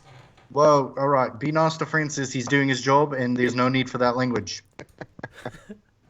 Be cool. Yeah, piss off. Hey, don't make me come down there. Fucking do it. I'm just here for the fight, man. And you see Ketra, and he looks at Alma, and she's like, I mean, he did swear in your home. And he goes, yeah, he did, didn't he? Okay. All right. Wasn't expecting that, but here we are. All right. So it is now Drummel's turn. Damn. I think I can get them. I'm going to cast a Sleet Storm, Okay. which And what does Sleet Storm do? it is a 20-foot tall cylinder with a 40-foot radius covered on a point I choose within range, which is 150 feet. The ground is covered with slick ice, making it difficult terrain. When a creature enters the spell's area for the first time on a turn or starts its turn, it must make a dex save throw. On a failed save, falls prone. Okay. Yeah. What do I need to do? I'm sorry? It won't happen until they like start their turn in it, but if it's a dex save of 14, they fall prone. Okay.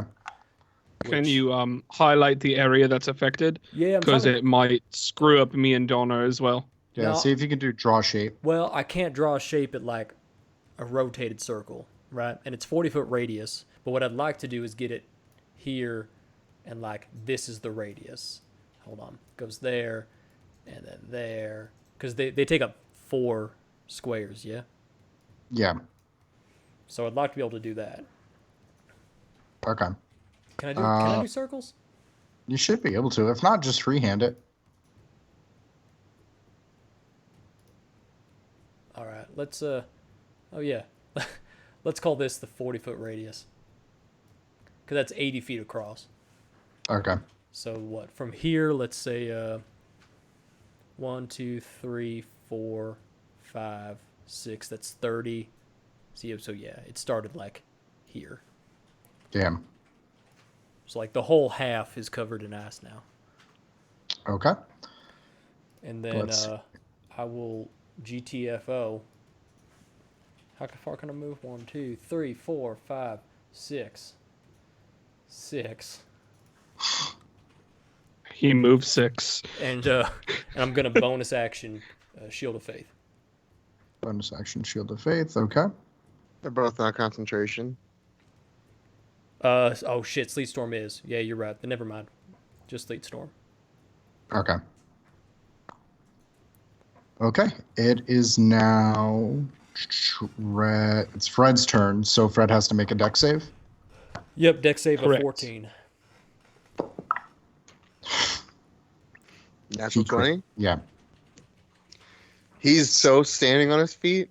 So what happens when they don't get affected? Yep, that's it. Okay. Let's see here. So I am gonna have. Let's see. Shit. Okay. I'm gonna have him attack Donner twice and Alder once with his spear. Yay! So 17 Hit. and 17 again. Hit. Okay. I tried, buddy. Yeah. It's all right. I'm squishy. All right. So you take 28 points of damage. I'm down. Okay. And then Alder, let's see here. 18, That barely hits. but it still hits. It hits. Okay. Then actually, it's that. Okay. And you take 14 points of piercing damage. 14. Ugh. 14. Donner, go ahead and roll a death save. It's not really a death save. It's more or less to see if you stay in this plane. I don't have to do that. Oh, you get Yeah. points. Got it. Okay, so you're stable. Yep. Roll the d4 for me. This one. Yeah. 1. Okay, you are now out for an hour. Okay, I'm actually just going to move Donna of he, because we don't need him. Put him there. So as you kind of see Donner like stabilize, you see Kitra and he goes, yeah, all right, maybe I won't have to, you have to do that. And he goes and you kind of see him snap his fingers and Donner, you're actually upright and you're sitting next to Kitra and Amma and you're fully awake. Oh. All right. That was neat. That thing that made you stabilize, get back up. That's useful. It's a gift from my wife. Oh, it's really nice. Yeah, she's a Your sweet wife- lady. Yeah, your wife has nice things, unlike this one. And I was like, I'm literally the sword. What are you talking about? And he's like, he's not minor details. Well, I was going to jump down there, but it looks like they're in for a doozy. I understand with your friend's frustration. He's honestly a great guy. We're brothers, actually. Oh, yeah. I mean, I don't see the resemblance, but I'm sure you guys are. I don't really like to intrude. Would I? Can we hear all this? They aren't shouting, so you might hear muffled, but you start hearing Donner's voice, and you kind of look over and you see him conversing with Ketra. All right, cool. Okay. It is Red 3's turn. He's going to go ahead and do his deck save. That is a 21. Fuck. Yeah, he's fine. Yeah, all right. And let's see here. He is going to... Yeah, he's going to just stab Alder 3 times. Yay. Okay. First one is a 24. Yeah, no, that hits. Another crit. Does someone want to Fuck mark down you, how many man. times I've critted? This is 4. I feel like it's been more than that. I think that's 5. I'm at 5. Oh, I wasn't counting like the sleet save, but I Oh. guess that's yeah. I was just counting in general. And then the other one is a 9. All right, No, so that one misses. yeah. All right, so he's prone. So let's see. No, he's not. Wait, well, I thought he was rolling for the 2 different ones. What was No, it? I'm rolling for the He's attack. rolling to attack. Those were attacks for me. Oh, all right. Oh, I'm sorry. I'm doing D6s. Those are incorrect. Yeah, it should be D12. These chicks don't even know the name of my band. But they're all owe me like they wanna hold hands. So I get off stage, Oh. right? Drop the mic. Okay, stop. 25 points of piercing damage from both attacks. Wait, so 50 or 25 total? 25 total. All right. As you're stabbed in the chest twice, as the third one kind of starts going and you batter away, you're like, ow! It is now your turn, Alder. Between Fred and Red 2, who looks worse? Fred is red too, and that's offensive. Oh, sorry. And it's my Fred. Fred apologies. looks the worst. How does Red 3 look? Frank looks all right. He just seems a little nettled. Okay, well, he's the one who just tore into me, so I'm not very pleased about that.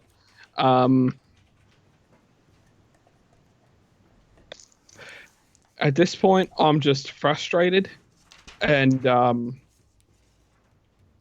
what do I want to do? I'm honestly, I'm hurt, So what I'm gonna do is no, I'm not gonna do that. That's not gonna be immediate damage. I'm going to, because should hit both of them. I'm just literally going to take my hands and clap them together, and I'm going to cast Thunder Wave at 2nd level. Okay. So they That's both going to need hit to all make 3 of them, or just the 2 of them? It's a 15-foot cube from around me, so it should hit just the 2 of them. Yeah. Okay. You said it's a deck save. Constitution save. Con save. Okay. So Fred got a 10. 10. Yeah. That's a fail. And then Frank got a natural 19. Okay, so one Fred is succeed, not- one failure. Yeah, Fred is not doing so hot, guys. Unhot. Cold, if you will. So 14 points of damage on a fail, 7 on a success. Okay.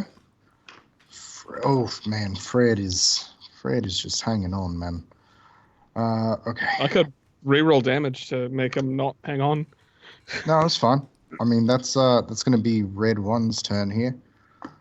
Red 1 is going to go ahead and roll his deck save. Natural 20. No, roll the 10. All right, so he's Prone. prone. So he falls down. Yep. And he goes, all right, Francis, it's okay. It's all right. You just sit up and then you just do it again. Okay? And Drummel, it's your turn. All right. Remember those wand of lightning bolts that we got? Yeah. What level is that spell at? Let me see here. I think I gave it to you guys. Wand of Lightning. Yeah, it's in D&D Beyond. It is a 3rd level lightning bolt spell. Okay. Because when I added it, it just added all of them, so I wanted to... Yeah, and there's only 2 charges on it. Just keep that in mind. Yeah, but doesn't nothing that happens here reflect in the real world? It's what you said with your words. I know what I said. I know what I said. All right. Let's see if I can get 1, 2, 3, 4, 5.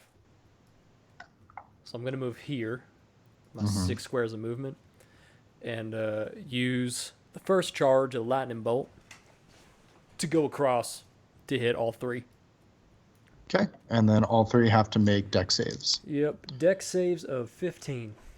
Okay. So natural 16. Ooh. That was a 2. And Fred botched. So it looks like only one of them made it. All right, so the one that made it takes half, other one takes full. Yep.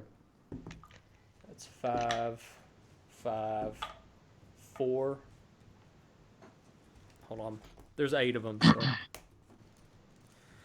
That's actually, 14. Yeah, you want to keep track? Yeah, So 14. that's 5, 5, 4, 3, 17, 5, 23, 22, 22, 6, 28, 1, 29, 29. and 4. So 33. 33. Okay, so Fred dies. Pop. Fuck you, Fred. All right, seriously, I'm telling you, man. Heck Cool it. you, Fred. All right, it's like better. Fucking Fred. I have very strong ears. I'm very perceptive. Be careful, Dremel. I don't think we want Ketra down here kicking our ass too. You're not my And dad. You hear Amma, and she goes, "You're actually kind of right." I know. Thank you. Oh, you're welcome. God. Okay, so Fred is gone, and Frank is not looking too good for wear.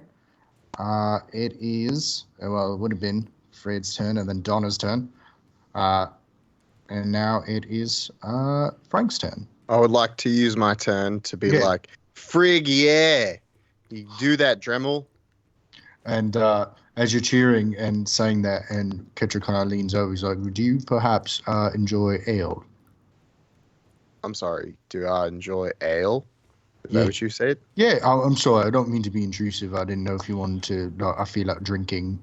Oh, I love ale. I would like to partake in this with you if you're offering. Oh, yeah. No, I am in. And you see him, and he kind of like leans over, and he kind of procreates this barrel, and he goes, "Do you want your own barrel too?" Or Yeah, actually, that would. Yeah, all right. yeah. We're getting 2 barrels, and you see him, and he like pushes that over, and it kind of floats over as you're able to scoop in a mug and just down it. As now it is Frank's Please turn. become a belligerent sports fan. Just be like that drunk dad at a little league game. Oh, I'm sorry. I thought this was America. Jesus Christ. I'm going to have Frank hit you 3 times there, Alder. First one's going to be a 22.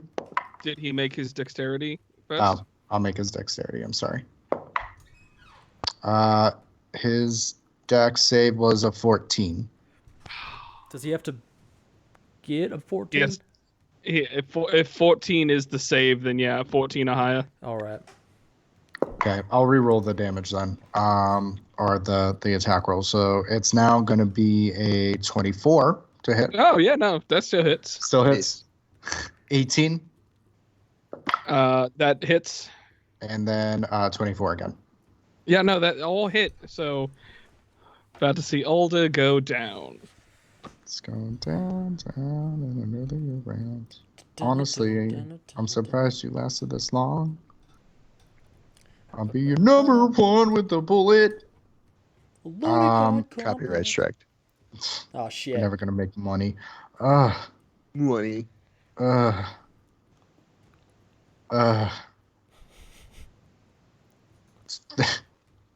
As these 3 spears go into you, these 3 strikes, you take 39 points of piercing damage. Yep, I'm out. As you hear Alma, and Alma goes, "You hurt my boyfriend," and Kildra's like, "It's a test, and he's supposed to get your boyfriend." She goes, "I'm not cheering for you." He's like, "All right, well, whatever." So let me see here. It is now Red 1's turn. Or Alder, go ahead and roll me a death save. 9. That is a failure. That is 1 failure as you slowly start to feel your consciousness slip. Okay. R1 is oh yeah, you don't have that up. That's why. That's a Dremel move. I'm making Dremel moves. 15. He's fine. He's Okay. up.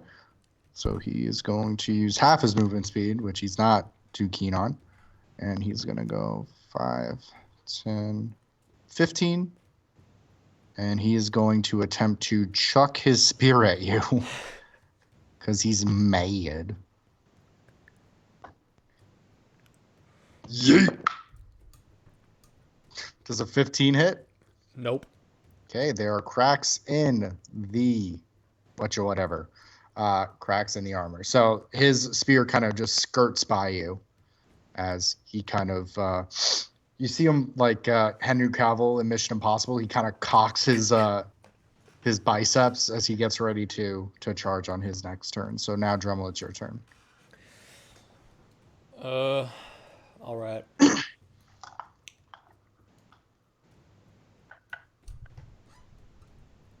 Yeah. Okay. I'm going to get as far as I can. Is it 1, 2, 3 here? Bonus. Well, I can go 2 more because it's difficult. So here. Then bonus action, Misty Step here. And I'm going to once again cast the lightning rod. Okay. Them. All right. I'll go ahead and roll dex saves. As that's happening, Donna would be like, this would be so much easier if Thokk was here. Oh, who's Thokk? That seems like another friend of yours. Is that He another brother? is. No, he's just a friend, and he's back at camp. He's like dreaming or sleeping or something like that. Oh, that's really nice of your friend not to, worry about him with this. I get it. I mean, it would have been fun to have another person, but yeah, sometimes you need sleep. Hey, he's a half orc too. Maybe Oh, you guys could have been friends. I mean, I feel like that's presumptive that all high folks would be friends, but no, I get where you're coming from. I said maybe. I didn't say you would be. No, that's fair. That's fair. Now you're being hurtful by assuming. But, I mean, being a half orc, it's not, we're not exactly liked, so you have to excuse me if I'm on my guard. And almost like, stop talking. Oh my God. And you just hear Alda, who's pretty much dead, saying, "It's a little racist." Shut up and die already. God. And you hear Alma, she goes, "Yes, die already so you can come up here with me." And Ketra. And Kitra. And you hear Knuckles pop as you're starting to go in and out of consciousness. Okay, so I got a 24 for Red 1, and then I got an 8 for Frank. So Frank takes full. Red 1 takes half. Full damage is 24. 24. Oof. Frank is hanging by a thread. Which one's Frank? My guy. This one? Frank is Red 3. Yeah, and then the closer one? I'm sorry. Yeah. Yeah. And then what was it at half? I'm sorry. 12. 12. Okay. Perfect. Okay. And so, let's see here. It is now Red 3's turn, unless you want to do anything on your turn, Donner. Any kind of talking. No, I'm just cheering for Dremel. You're like, yeah, more lightning. I like that. And you hear Catcher, and he goes, "Go Frank, but also go Bloomin." His name's Dremel. I knew a Bloomin, so it's Onion? a term of it's a term of endearment. Nice. Yeah, I respect it. Yeah, I think it's nice. So let's see here. He got a 15 for his deck save, or else did I already tell you the deck save? No, you didn't tell me what it was. Okay, so it was 15. So not prone, just difficult terrain. Difficult terrain. Okay, so he's gonna attempt to move. So we have 5, 10, 15. So he's right on the outskirts, and I need you to make a deck save. Me? Yeah.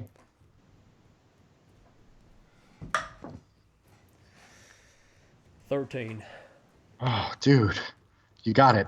Oh, whoa, okay. You get to take half of Still this. might die. Oh, I'm definitely gonna die. Okay. As Frank breathes in and lets out 25 points of fire damage as you're engulfed in flame. Half to 13. Yeah, halved to 13. Yeah, that's what I had left. Oh, really? Yeah, You're down? I'm down. Okay, and you see Drummel kind of down and Alder's down. And Ketra goes, "Oh, well, I thought, yeah, no, can we cut the music, please? Can we put a pause on that? That would be nice. That'd be a nice." And then you kind of hear a record scratch go, "All right. Didn't think this would, all right. Yeah, all right. I mean, we can just like teleport out of here. I was expecting, yeah, it's fun. It's fun." As all three of you kind of feel you get pushed back out as we have left initiative. And you're back into your room and your table. You all feel the different soreness and the different experiences you felt in the Temple of Tempest as you're back on the floor of the lobby area, but you all are back up at full health and as if nothing had happened. So spell slots back too? I would say spell slots are back if you need them. And Alder, as you kind of wake up and lift your eyes open, Amma is like nose to nose with you. Once again, blinding, searing light. And she goes, "Oh my God, are you okay? Are you all right? Oh, did you get hurt? Did you get hurt bad?" Oh, I'll be okay. Part of your hair is starting to actually singe as she's that close to you. And Ketra's like, all right, just like get up. You're actually cooking him. Please stand up. And Amma kind of gets up and she's like, I wanted to make sure he was okay. And he's like, yeah, I know, I get it. You're like the elves, whatever. Well, hey, that was fun. I mean, you didn't win, but hey, still fun, right? I guess. I feel like it was unfair. What do you mean it was unfair? We just came out of prison. We're not in fighting shape yet. Well, this is supposed to what? It's supposed to get didn't you have like scripts in prison, like prison riots and fights? I feel like but those are just orcs, and we all know they're not good fighters. So yeah, no, I mean full orcs definitely not good fighters, but you know. I mean orcs in general. That's why Thokk's a cleric. He doesn't really like fight. So I feel like you're egging me on. I would never. I don't feel like you're being truthful. Why would I lie to you? I have no reason. Roll a deception check.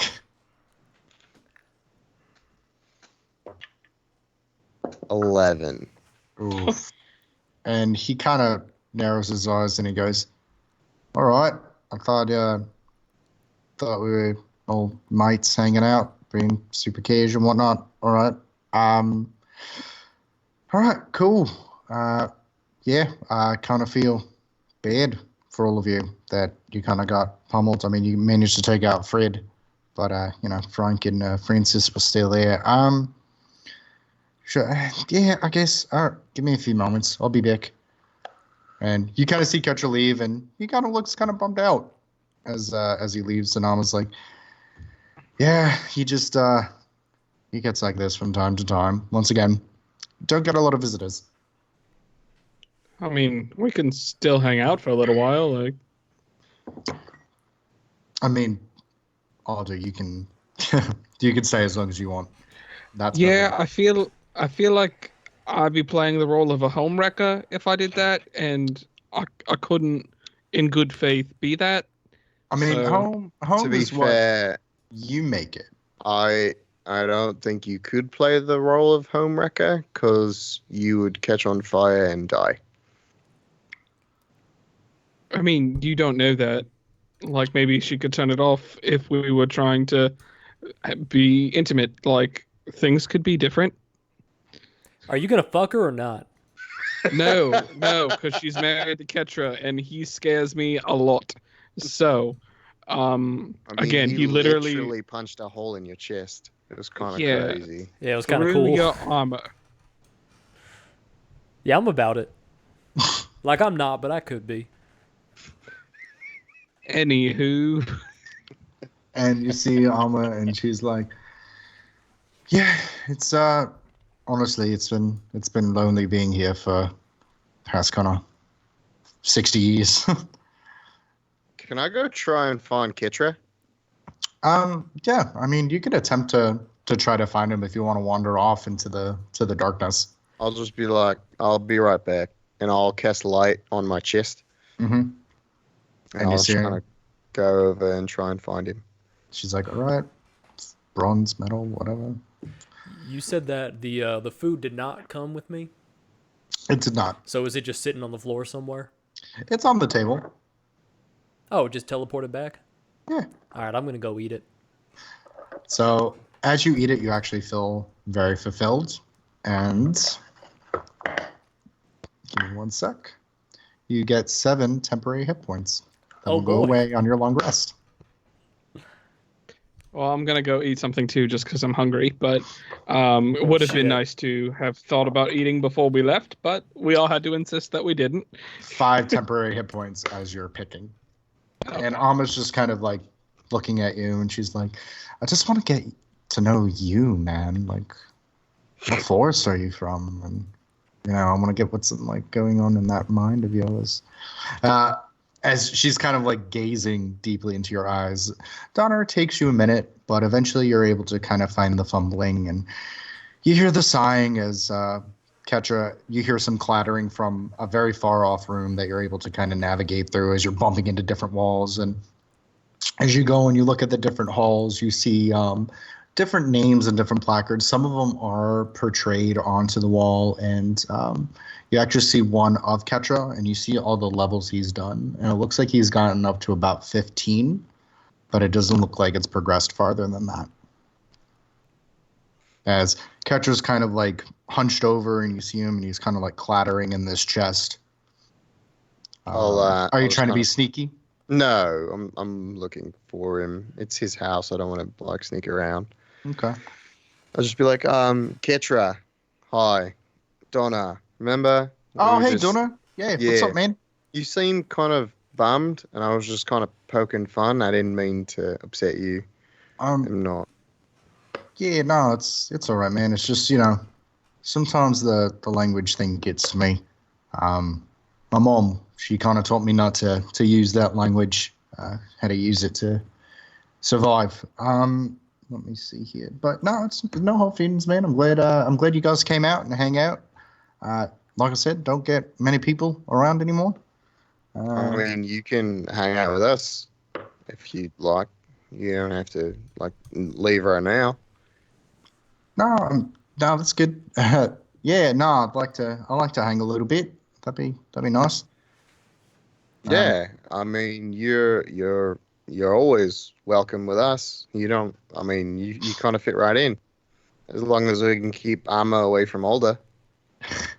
That's really nice of you, Donna. But I'm unfortunately, just like I'm bound to the tower. Can't I really leave mean, it. we can kind of hang out in the tower whenever you want. If you just want to kind of pop in, pop out. I can certainly try to make it direct that way, but you got to keep an eye out for the tower if you ever see it. Hey, man, I'm here. So maybe we can get further in the level. Maybe you get cooler stuff. Yeah, we didn't get any stuff, so Oh, anything no, would be I mean, better than nothing. you're gonna get like a dual prize, a boob prize, if you will, as you know, some people would say. Can I, just while we're kind of back here, away from everybody else, Oh I yeah, have a couple questions. If maybe you'd be able to help me out. oh yeah. No, I can Um, do my best. you've been around a while, right? You like remember stuff Yeah, I in remember things to general? an extent. Yeah. I mean, Okay. I haven't been outside the tower. I get occasional information from people who come in, or if they're occasional fish person, I get glub glub. That was a joke. Don't get a lot of fish people here. Okay. So not much glub glub.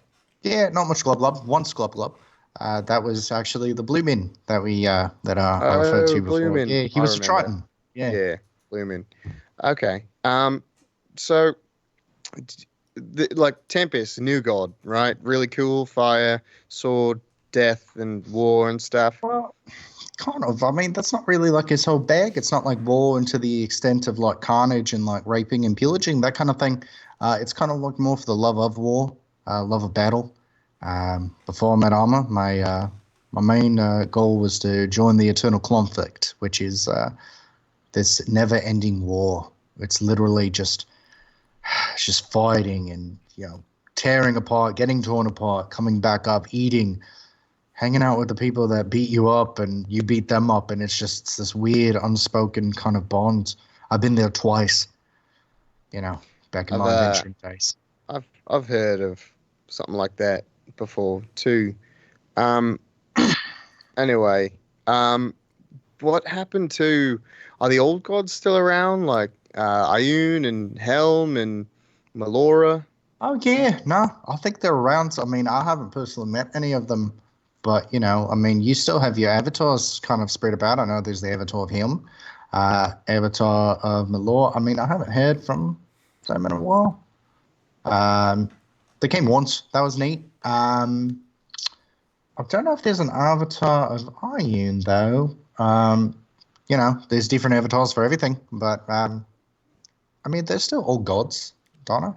Uh, I mean, that's where the new gods got their power from when things split and there was, conflict and, things happen. Do you know if there's been like another like not avatar? It wouldn't be the verbiage I'd use, but Mm-hmm. someone who's been sent to the earth to kill gods. Like a god killer person. Yeah, like that. I mean, there's like a line of them, but I mean, I haven't really heard much rumbling since the end of the Dragon War. But then again, tower. Yeah, no glub glub. Right, Yeah, right. no glub glub. I mean, I feel like I've been here for a really long time, but almost says we've been here for 60 years. Yeah, we've been here for about 5, but I mean, 5 your time, 60, 90 years our time. Time is weird here. So, like, when you leave here, it's probably not even going to be like any moments past. Got it. Perfect. I feel like I've gotten some answers to some questions that I've had. I feel like I have more questions, but you probably can't really I mean, you help could with shoot. those. You never know. I mean, I'm pretty resourcewful. You seem it. You seem it. It's the accent. It just makes you seem sophisticated. See, now I know that you're trying to butter me up, and it's working. Definitely working. Yeah. I mean, I'm looking for a family heirloom. Maybe you've heard of it. It's an axe, potentially in like a cavern or like dungeon type area. It's extremely well made. Doesn't really dull, so it's kind of well known. Probably nobody else can like get to it because it's treacherous or whatever, but people would talk about it and treasure hunters and I feel like that's very specific. No, I mean, I haven't really heard much about it. I mean, I can keep an ear out, and then if anyone comes by, I can definitely ask them if they've heard any kind of rumblings. I don't know how I would get a message to you, but maybe next time the tower comes up, you never know. yeah, that would be I'm putting a pin nice. in it. That's Pin me. in it. Yeah, just Putting it in there. I have a lot of pins around in my brain. I mean, I appreciate it. I just, just trying to figure out what's going on. I feel like I'm missing time. So, yeah, that's all. Thanks. No problem. Well, if you want to help me with this trunk, and you see him, and he's got this very wide trunk. I mean, if you want to grab that other handle, and then we can bring this over, and I Yeah, can of give you guys course. your dual prize. Lift it up. Okay. And as you lift it up, Alder and Drummer, what are you guys doing with the armor? I walked away to eat. I was letting them have their alone time. Alma followed Alder as he went to go eat as well, and her elbow is kind of resting on this table as you kind Is of it see. burning through the table? Starting to. It's definitely starting to, but she is just gazing into your eyes, man, and is just once again just blaring sunlight next to you. She started asking me some questions, so I'm not going to be rude and not answer them. So she asked what forest I'm from. So I'm from the Jade Abyss. That's where my home is at. It's right outside of Yetvin. I haven't seen green in so long. Well, Ketch is green, but not the same kind of green. No, I understand. I'm originally from a place called Falsera. I don't really talk to my family anymore. Family trouble. Were they dicks? No. Honestly, they just wanted to make a living for themselves, but it's a living that I didn't agree with. So rather than perpetually be an argument, I just decided to leave. And but that's on me. My name is not Elfman. It is Linden. So Yes. not Elfman Linden either. I figured you got that, but everyone else Yes. has been saying it. And there's no Mr. or Mrs. Elf Linden? No, there is not. Okay. Well, message received. Understood. Yeah, so there's that. What about you, Amma? What about how's this whole fire thing, how's that happen? Yes. I was No. born like this from my mother's when they had an She internal like that conflict. too? No, they Ouch. weren't like that. No, my mother's God, they're old news. Long story short, me and my ex, we had a terrible falling out. Big dark brooding man. Very handsome. Just it's such a long story, Aldo, and I feel like I don't know if I have the energy to continue through it. No, not a problem. Just you're asking about me, so I wanted to get to know you a little more. But all right. I bet you have the That's energy to fair. Well, Touch the dick. touch the pee-pee if you want it melted off. No, I do not. Well, Touch the dick. a very long time ago, I was placed into that sword, and you kind of still see this giant cloud Final Fantasy sword just embedded into the slate. Doesn't always look like that. Ketcher just prefers a more thick, full-bodied figured sword. And it's passed down from bloodline to bloodline, and unfortunately, I do love our fun and our flirting. It has to go to the next in the bloodline, which I don't know who that is. So, for all I know, I could be stuck into a tower as soon as he dies. But it is an everlasting bond. I do have his soul forever. So that's nice. Quite interesting. Mm-hmm. Yeah, Ketcher and me were quite the pair back in our heyday. So now it's been over 60 years of you guys together. Ugh, it feels like 60 years. Well, time works differently here. So it's about 60 years, 90 years, 100. I don't fucking know. It's almost like 200 years. It feels like I'm back in a scabbard. But for you, outside in your reality, it's about maybe 4 or 5 years. Time moves very slowly in here. Huh. Well, interesting as it is. I know that you guys are together, so as lovely as a host as you're being, I don't want to intrude on that. You're So being honest. That is perfectly fine. I want to be respectful, mostly because Ketra can kill me. So, But he won't. He definitely won't. well, he could. But I mean, he he could. has the capability to. I've seen him tear a fire giant in half. That was interesting. Open marriage. Okay. And, she kind of makes eye contact with you, Dremel, as she moves back to Alder. So no girlfriend. Well, if you ever find yourself back at the tower, maybe you could bring me, like, flowers or something. That'd be nice. I don't get flowers anymore. No, absolutely. If I randomly see a giant, onyx tower shoot up out of fucking nowhere in the middle of the forest, I can definitely find some flowers quickly to bring over to you. And you see her, and she goes, see, it's just that easy. As you kind of have this conversation, you hear the jangling of Ketra, and you kind of realize that you are closer in diameter from proximity from each other. It looks like her light and fire has glowed down a little bit, still radiating a fuck ton of heat, but she's not burning hot. More of like a dim kind of glow where you're able to comfortably see her a little bit better.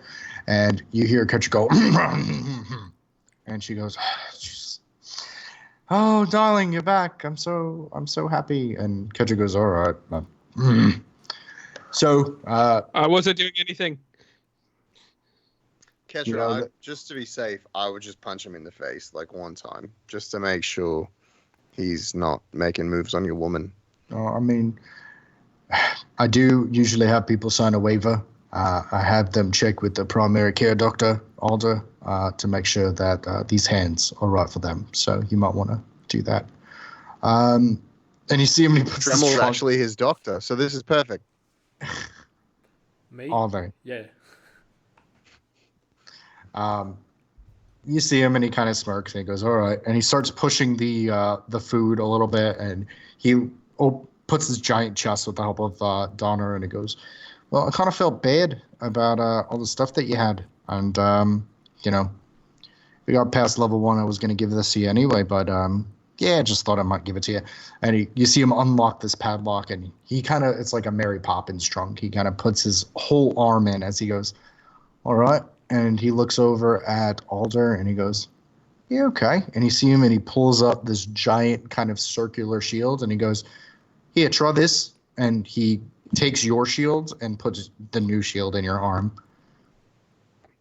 And he goes, how's that feel? Feel good? And it's like this lightweight. It's kind of gold and metallic. It has different kind of stone interlay. It doesn't look to be expensive or jeweled interlay. It just looks like it's a lot sturdier and lighter at the same time. That feel good? Yeah, I guess so. Is it metal? Yeah, I mean, that's some kind of like polymer metal thing. It's definitely going to make you a little harder to hit because, you got hit a lot. I did, yes. So you now have a +1 shield. Oh, okay. And he goes, yeah, that's going to be pretty good. I mean, would you like me to dispose of this? I mean, it's just a wood shield, so it's not really going to do too much. And you see him and he grabs it and he actually strong hands it as it and he breaks it in his hands. He's like, I'm sorry, hands, they're stronger than I expected. Sorry about that. At least you got the new one. Yay! And you see him and he puts his arm in and he goes, all right. And he looks kind of Dremel up and down and goes, yeah, I mean, okay. And you see him and he pulls out this massive spear. It looks like to be the same material as Alder's, and he goes, "Yeah, all right, try this one." And you see him toss it over to you. Lightweight, a little more sturdier, a little sharper. Yeah, that's gonna be a nicer spear for you, as you can add a +1 spear to your inventory as well. Cool, man. And you'd like me to get rid of that one for you? No, I'll hold on to this one. But thank you. All right. I mean, sentimental reasons. I mean, I won't try to break it this time. A little bit of a joke. Sorry about your shield. And you see him, and he kind of looks over at Donner, and he goes, "Well, I know it's not like an X, but," and you see him, and he pulls out this massive longsword. As he goes, "This one will be a little less blunt, I think." And you see him, and he gives you the hilt. I'll take it. And you pull, and it's this very solid, sharp longsword. The handle seems to be made of the same material as the shield and the spear handle, as you have a +1 longsword now. Oh, sweet. Thank And he you. goes, "I can get rid of your rusty one if you like, or if you want to hold on to it for sentimental reasons. I'm you going can to as hold well." on to it for sentimental reasons. No, it's fine. Well, I hope you enjoy your door prize next time. Hopefully you're a little bit stronger. I have some really cool stuff in here for you. I feel like I got a gauge of your energy. Well, thank you, Ketra. I definitely appreciate the new shield. Yeah, no, it's going to be helpful for you. Make you less flinchy. And you see him, and he kind of like cocks his arm to look like he's going to punch you. See if you flinch. Do I roll something to see if I flinch? Go ahead and roll a con save for me. See if you can muster the intimidation check. Modded 20. Modded 20. Got a 21. Son of a bitch. He rolled a 12, just by the way. Oh. And he goes, "Whoa," and you're like, you flinch a little bit, and he's like, "I'm just messing with you. It's fun." "I heard you what you were saying to my wife." "I'm just kidding." I didn't say anything. And she's like, "No, he really didn't." And so you spend the rest of the evening. Anything you guys want to ask Ketra before you exit the Tower of Tempest? Yeah. I'll walk up to him and say, hey, man, I'm sorry about the language. I just got real heated, When I'm in a fight, it's like I just see red. Yeah, no, trust me, I understand that. No, it's okay. It's I was telling your friend, your brother. Sorry, I was telling him earlier. My mom, she used to correct me on that when I was a child. When I was growing up, you couldn't really mouth off, and if you did, bad stuff would happen. And you see him, and he kind of goes for an ear that's not really there, that you didn't notice before, and he goes, "Phantom ear." Ouch. Yeah, just it's a weird tick of mine. Just growing up, you use that language and kind of dehumanizes you. And my mom always wanted to remind people that I was a person, and not because I was a half-orc, but because of what I was. Well, that's touching, Ketra. You gave me a lot to think about as I touch his shoulder again. And you do, and he is scalding hot. That's like you're putting your hand on a frying pan that's been sitting out in the fire for a while. God damn. Now I get how you two work. Oh, no. Oh, I'm sorry. That is kind of a after we bonded, just to make sure I survive. Like immediately after? Like, did you two just go off? No, I bond? mean, no, definitely not. I'm Didn't just do messing that. with you, man.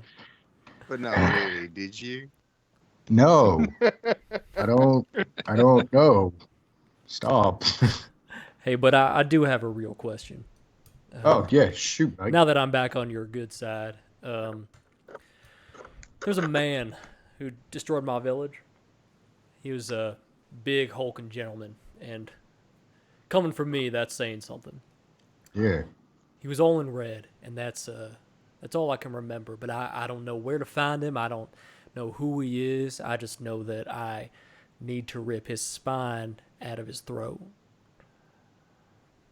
And you see Ketra, and for the first time, he looks concerned. And he goes, and he was human, Looked human to me.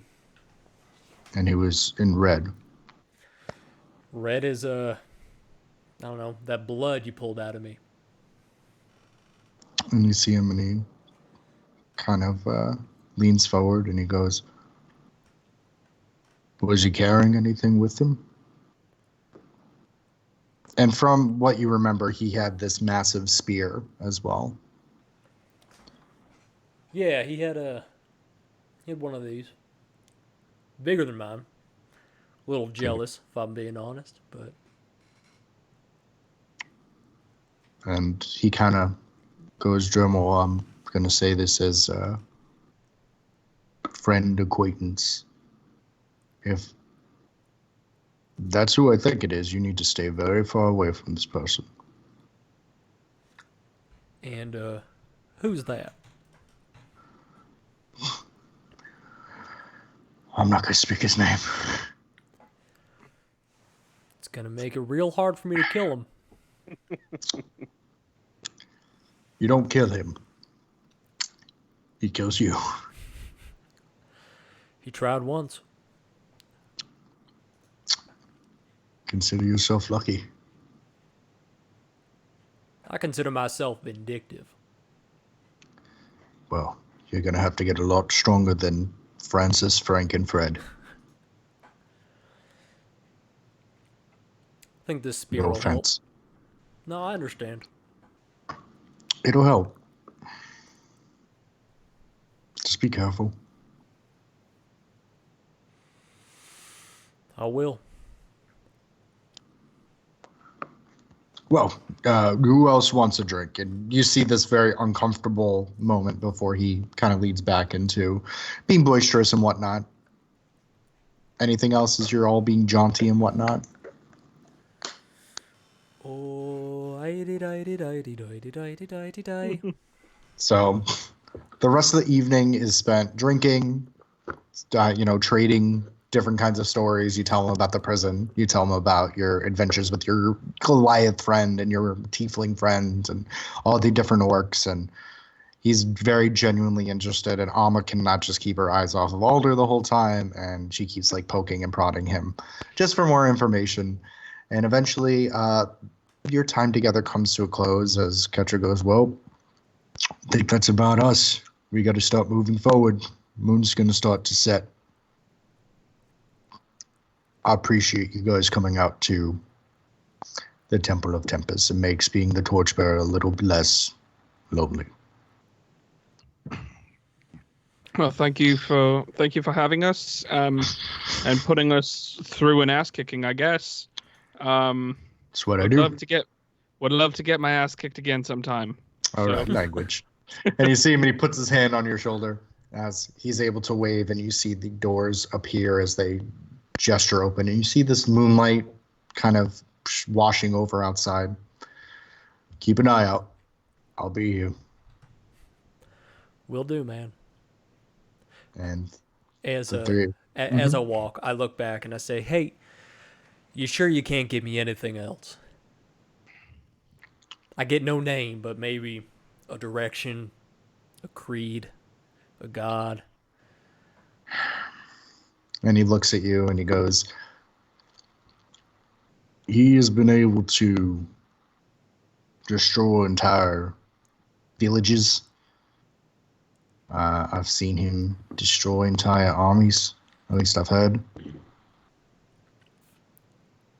It goes by many, many names. Red King is a good one. Red King, I'll take. Thanks, Ketra. You see him and he kind of salutes, and Alma goes, "Bye, Alder." Bye, Amma. Bye, Ketra. And he goes, "Alder." Okay, bye, Ketra. Bye, Fire Lady. And Ketra waves off Donna. "All right, Donna, you take care of yourself. Maybe learn more about the gods and more with Timbers. Or whatever." Yeah, I'd love to learn more about the gods. Just one more question while I'm on my way out. Oh, yeah, Broseph. I see what you did there. Yeah, no, see, I combined bro with Joseph. Broseph. My father's name is Halid, or some people called him that. Do you know if he's still around? Someone who's kind of bopping about? And you see him kind of smirk for a second. And he puts his hand on your shoulder and he goes, "Well, Donna, not entirely sure what you're asking me. I'm not him. I can't see everywhere." And he taps you on the shoulder. "Very nice meeting you, though." You as well. I'm sure we will cross paths again. "No, that'd be dope."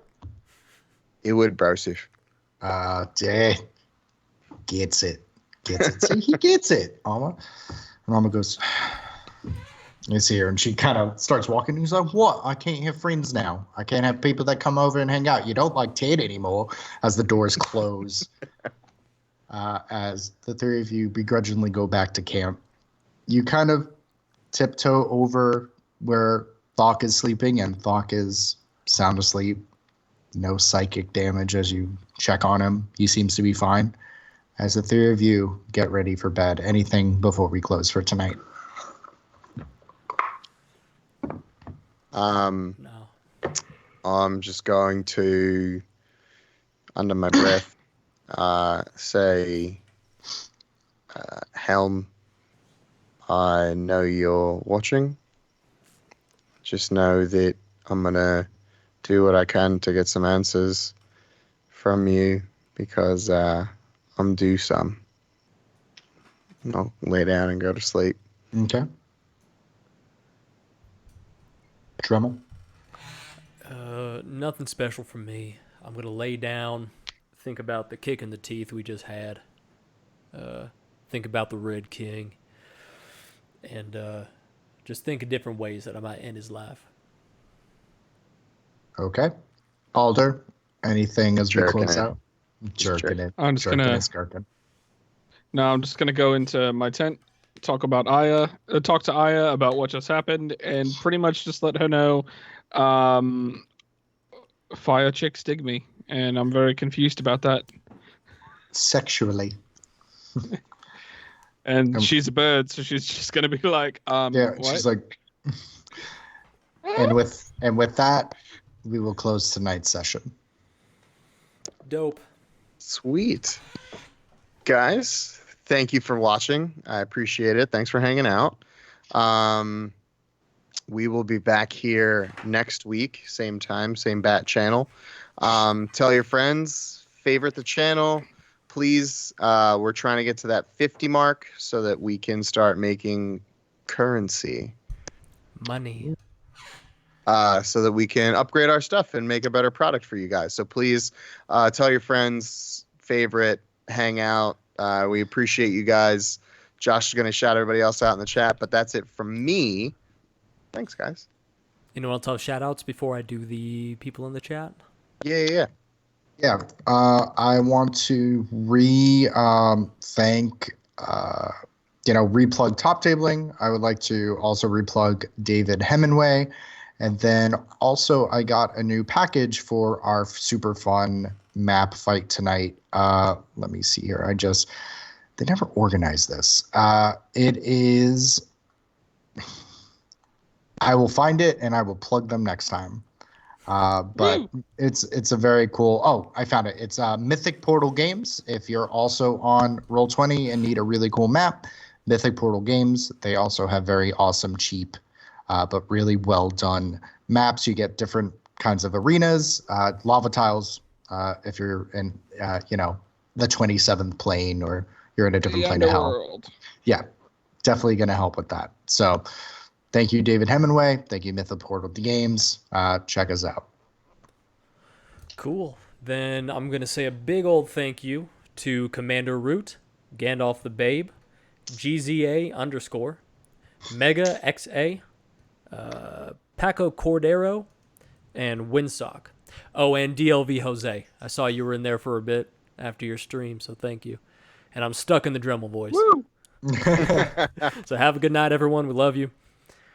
Sleep tight. We'll see you guys next week. Bye. Bye.